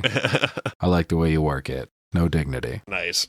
But he trips her up, grabbing the gun again, pulling the knife out when she tries to run around Derek, but she's stuck again. And he tells her she's got a Linda Hamilton thing going on. And I get what he's saying, but don't do that. That's a little rude to say considering Nev Campbell is hot. Yeah. I wanted to make sure I left some silence there so it sounded real dry. But suddenly Derek's body starts to get pulled back up to the ceiling. And Mickey's like, oh shit, who's doing that? Who could the mystery guest be waiting in the wings? He's like, I told you I had a partner, Sid. Surprise cameo just for you. Yeah. Oh, fuck. Gail? And yeah, that's when the door opens and fucking Gail steps out. And Nope. she's like, fucking what? Nope. Psych. Yeah, just a little bit of a fake out because right behind Gail comes in Debbie Salt. Deb with the fucking gun Yeah. pointed at her back. Right. That's when Sidney calls her. Oh, yeah. And this is what's Mrs. crazy. Loomis, she Yeah, calls this is what's her. crazy is Sidney recognizes Billy's mom. Right. Exactly. You know, it's not like she's like, oh, hey, by the way. It's like, no, Yeah. she knows. Yeah. She used to be over at his house. Yeah. You know what I mean? Well, Gail's confused by it. She's like, wait a minute, I've seen pictures of you. And Sidney explains, well, this is 60 pounds and a lot of work later. But this is where we get, I don't know if I've always loved it or always hated it, but this is where Mickey goes, Billy's mother. Yeah, dude. It's a big build up. It's what we've been waiting for a fucking hour and a half. Yeah, he's like, nice twist, huh? Didn't see it coming, did ya? Debbie's like, well, it's called a makeover, Gail. You should try it. No, she shouldn't, because that's what she does in the next movie, and she looks terrible. Those fucking awful bangs, dude. She looks great in this movie, though. Shouldn't change a thing. But Mickey explains that he needed some financial backing, and he met Deb on a psycho website in the classifieds. She mentions there's only an estimated 97 active serial killers in the country today. So Mickey here was quite a find. He just needed a little guidance and nurturing, which Sidney interjects as only a mother can do. But 97 active serial killers in the country? That seems like a high fucking number, does it not? I think so. I mean, it does seem high. Yeah. I mean, I don't know. What's the qualifications for it to be serial? I think 3 or more, and with the same basic MO. Like, could somebody that just bought a gun that's a lunatic go out and just kill random people and he'd be a serial killer? Basically, yeah, it's kind of what Son of Sam did. I just feel like it might be more apparent for the national tragedy side of things where somebody gets a gun and kills a bunch of people one time. Seems a lot more apparent if that would qualify versus somebody. They would still be a serial killer. Like, yeah, they called Son of Sam the 44 caliber killer. He basically got a gun and just went to kill couples that were fucking necking. 97 does seem high, but if gun violence is included, I feel like the number makes more sense. There isn't 97 people with a fucking hunting knife and a mask. Yeah, you know what I mean. But if there's other stipulations, I agree with you. It seems high, but who knows? I don't know. I'm not a professional in the field, so. This is where Mickey pops in with, wait till the trial, it's gonna rock. But Debbie's got a little something to say about that. She goes, oh, Mickey, there's not gonna be a trial, and fucking shoots him 3 times in the chest. Oh, Miss you call her Debbie again? Yeah, Mrs. Fucking Loomis. Debbie Salt. I don't know, that's what we've known her for the whole movie. Oh, yeah. But as he's going down, he manages to shoot Gail in the stomach, and she falls off the front of the stage. Fucking Mrs. Loomis is like 2 birds, 1 stone. Yeah, 2 for 1, dude. Nice. She goes, Mickey was a good boy, but my God, that whole blame the movies thing. Did you buy that for a second? Poor boy was completely out of his mind. And Sidney's like, and you're not? And Sidney moves around a column, and Debbie ducks down to take Mickey's gun away from him. And she goes, my motive isn't as 90 as Mickey's. It's just good old-fashioned revenge. You killed my son. Who had killed multiple other people and was going to kill Sidney. Like, don't start none, won't be none, bitch. I killed him out of fucking self-defense. Yeah, that's a mother's love, though. You know, It doesn't matter what Billy did. You killed my son. I want to kill you, and I can't think of anything more rational. Exactly. I mean, that's probably the most illogical thought of the last 2 movies. For sure. I fucking suppose. It makes the most sense to me. Why not? Yeah. She goes, you're never going to get away with this. But she goes, oh, yes, I am. Everything's traceable back to Mickey, including the cop's gun he used to kill everybody. And let's just suppose that you had gotten a hold of the other cop's gun. There was a big scuffle, a big shootout, and you shot Mickey and killed him dead, but not before he got 1 shot off on you, and she aims her gun at her. She's like, all right, ready to wrap it up. Have I covered everything? Anybody got any questions, comments? Who gives a flying fuck anyway? And Sid tries to run around a column, and she, Mrs. Loomis stops her in her tracks. She goes, let him try and track down the other possible serial killer. Debbie Salt doesn't exist. She goes, you're just as crazy as your son was. And that's when fucking she loses it a little bit. That She's like, was the worst timing for that comment. Exactly. Yeah. You don't have an upper hand. She's like, you just poked the fucking bear, you know? She's like, what the fuck did you just say? Was that a negative, disparaging remark against my son? Now you fucked up. Now you fucked up. You have fucked up now. Not wise to patronize a woman with a gun. Yeah, right. Exactly. And Sidney's like, no, you did a bang up job, Mrs. Loomis. And not helping. Mrs. Loomis mentions, hey, Randy spoke poorly of Billy and I got a little knife happy. Yep. She goes, you know what makes me sick? Everyone always saying it's the parents' fault. It always starts with the family. You want to blame someone? Why don't you blame your mother? She's the one who stole my husband and broke up my family. And then you took my son. You don't know what it is to be a mother, to teach him, raise him, guide him. And then Sidney interjects with, and abandon him? And then she gets a stroke of genius. She says, isn't Mickey supposed to be dead? Which causes Mrs. Loomis to turn around, giving Sid the chance to grab a bottle and smash it over her head and run away. She runs back behind the set, and Mrs. Loomis starts firing wildly through it, hitting nothing, but she tries to smash her way through a door, which isn't working out. But that's when Sid runs over to grab an axe off the glass display and uses it to start cutting rope, sending things crashing down on Debbie. Yeah, like fucking lights and shit. Yeah, hanging. flipping switches to make the lighting and fucking the rattling the thunder panel things. Making a whole scene here. It's pretty cool. Mrs. Loomis reaches a hand through to shoot at Sid, but misses. That's when she starts cutting down all the rope she can, sending everything crashing down on Mrs. Loomis, until old Deb tries to climb a wall. But unfortunately, that really crashes down on her. A bunch of rocks, like we saw the set breaking apart earlier, covers her in a bunch of fucking stage rubble, which would be really light, by the way. I was going to say, dude, these aren't real fucking rocks. Why Yeah, is it's it like why is styrofoam. it like she got smushed? Yeah, exactly. It was like for a minute there, I was like, she's not getting crushed. Those No. are fucking definitely styrofoam. No, they're you light know? as fuck, Yeah, ridiculous. But obviously, just as we're talking about that, as Sydney's trying to leave thinking, hey, that was easy, she pops back out. Yeah, Sidney sees an exit sign backstage, starts to walk toward it thinking it's over, but of course, the killer's got to come back for one last scare. And Debbie jumps through the curtain at her, attacking her with a knife, and they go rolling around for a minute until Mrs. Loomis has her pinned, but then they both look over at the gun on the ground. Suddenly, fucking Cotton is there again. Where the hell did he come from? I don't know. About good fucking timing, Yeah. maybe. Right, Maybe. maybe. But he fires a shot to stop him, and he's like, all right, everybody, just slow the fuck down. I've had a really bad day, and I want to know what the fuck is going on here. Sidney's like, Cotton, meet Billy Loomis's mother. She's the killer. And he's like, okay, who's the dead guy on the ground over there? And she tells him it's Mickey, the other killer. That's when he puts it together that Debbie's not who she said she was. Fucking yeah, duh. But she claims she can still help Cotton. She's like, you just gotta let me kill Sidney. As long as she's alive, you're never going to be the lead story. That's what you really want, isn't it, Cotton? If you really want to be in the spotlight, let me kill her and you're the only survivor. You're the star. She sent you to prison for a year. Personally, I think it's rather poetic. And Cotton starts coming around to her way of thinking, it seems. But he does give Sid one last chance to do the right thing. He goes, I bet that Diane Sawyer interview's looking real good right about now, huh, Sid? That's totally fucked, man. She looks at him and says, consider it done, which is when he shoots Mrs. Loomis, thank fuck. But I feel like the look he gives her here is communicating with his eyes, like, hey. That was fucking intense. Yeah. And I didn't know which way Cotton was going to go because of the way that he is. He was Yeah. going towards the money. Exactly. If she wouldn't have said that, he Yeah. probably would have fucking let it happen. Yeah, 1,000%. You can't trust that motherfucker as far as you can throw him, and he's huge. But he goes, wow, that was intense. And Sid stands up, and Cotton tells her he would never do anything to hurt her. And she goes, yeah, whatever, Cotton, give me the gun. Yeah, he's like reassuring. Wow, Sid, I just, trying to explain. Yeah, Cotton, give me the gun. Yeah. he's like, Yeah, here you go. yeah, of course. Like he's still kind of, Yeah. I don't know. A little apprehensive. But Sid goes to check on Mrs. Loomis's body, and fucking Gail pops out, scaring the shit out of both of them. Cotton's like, there's nobody else down there, is there? Fucking, I'm tired of all these fucking jump scares. But they ask if Gail's okay. Apparently the bullet just grazed her ribs, and Cotton's like, God, Gail, you got more lives than a cat.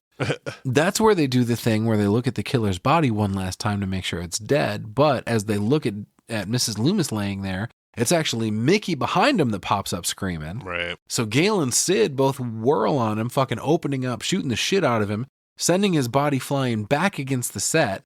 And that's when Sid decides to shoot Mrs. Loomis in the head one last time, just for shits and giggles. And we cut back outside. It's the next day now, and Gail is climbing out of the back of an ambulance.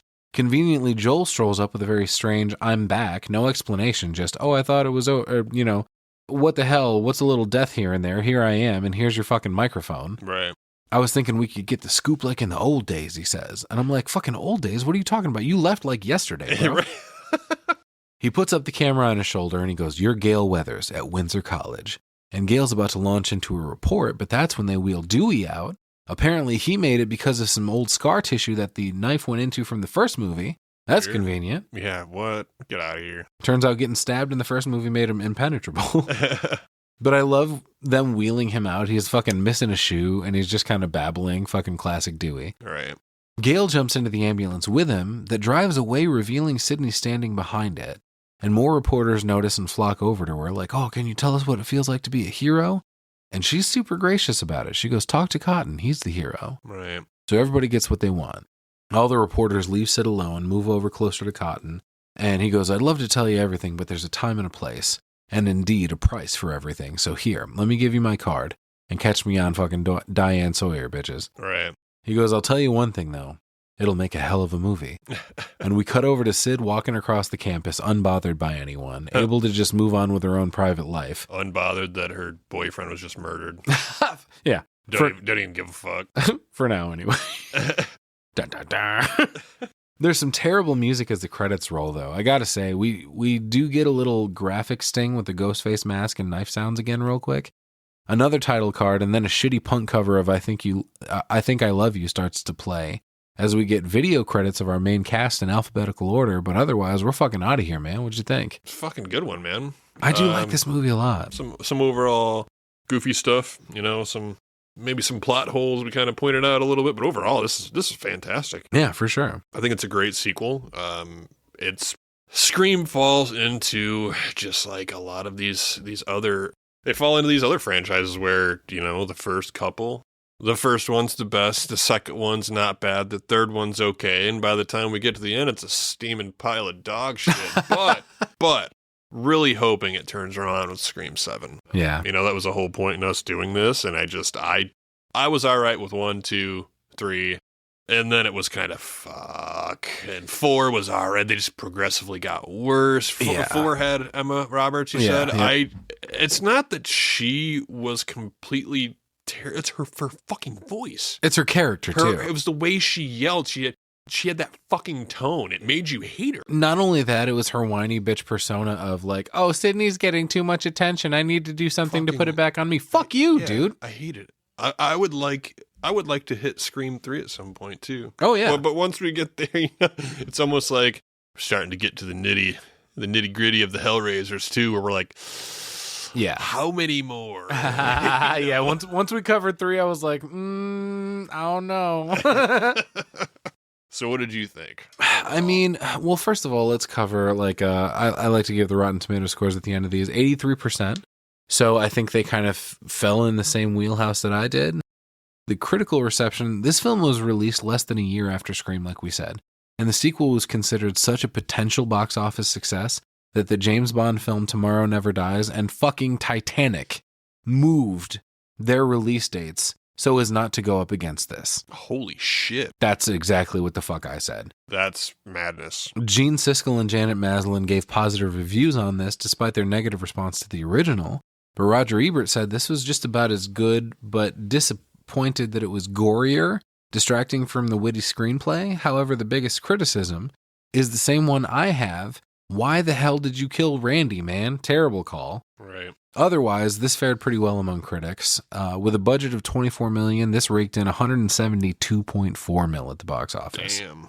Obviously, we've got an entire fucking franchise with another coming out in just 10 days, which I'm excited about for sure. I feel like as far as sequels go, like, I don't think anything is going to surpass the original, but this comes about as close as you can to it. I think it does do it a little bit bigger, but better. I'm not as convinced. Like, that first movie had just the secret fucking recipe.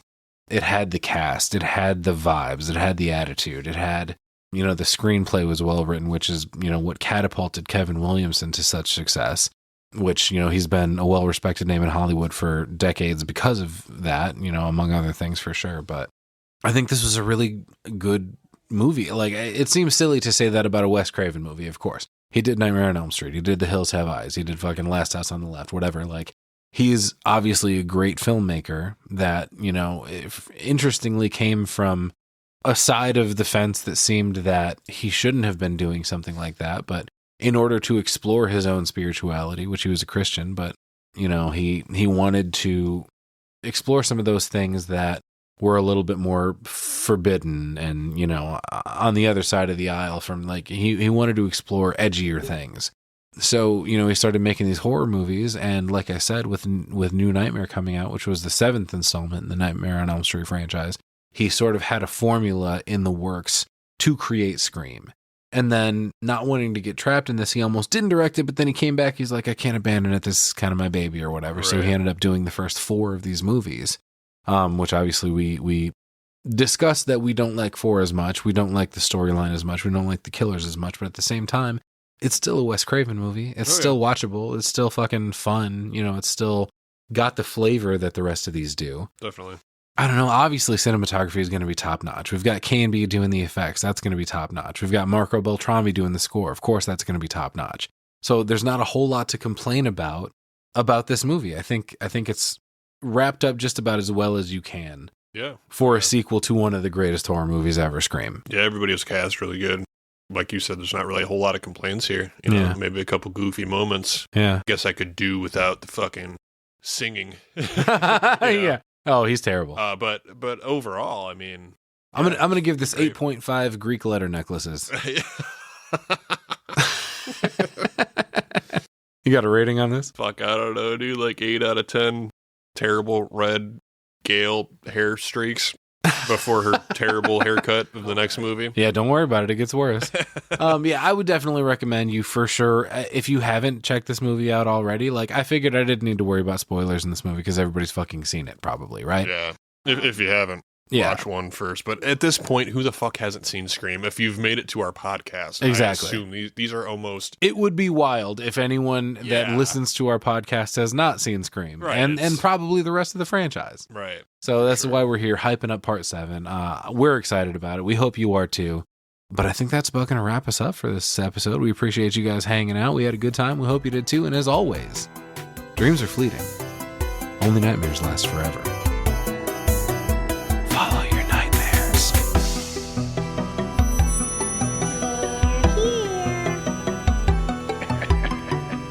Boy. Kill her, Mommy. Kill her.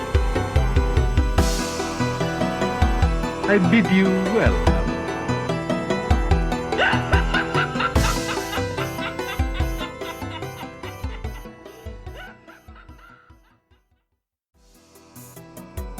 Thanks for listening to the Cinebytes podcast. If you like what you heard, follow us on our socials at Cinebytes Pod on Facebook, Instagram, TikTok, and X. Don't forget to like, subscribe, rate, and review. It really goes a long way in helping us reach more listeners. You can stream the Cinebytes on Spotify, Apple Podcasts, Amazon Music, iHeartRadio, and many more popular streaming platforms and YouTube. Questions or comments? Suggestions for future episodes? Contact us at cinebytespod@gmail.com. If you'd like to support the show and help us make it a better product for you, subscribe at cinebytespod.buzzsprout.com. Until next time, keep following those nightmares. It's the Cinebytes. I'm definitely halfway through my life. Fucking Gale. Billy's mother! Now you fucked up. Well, I like to have sex.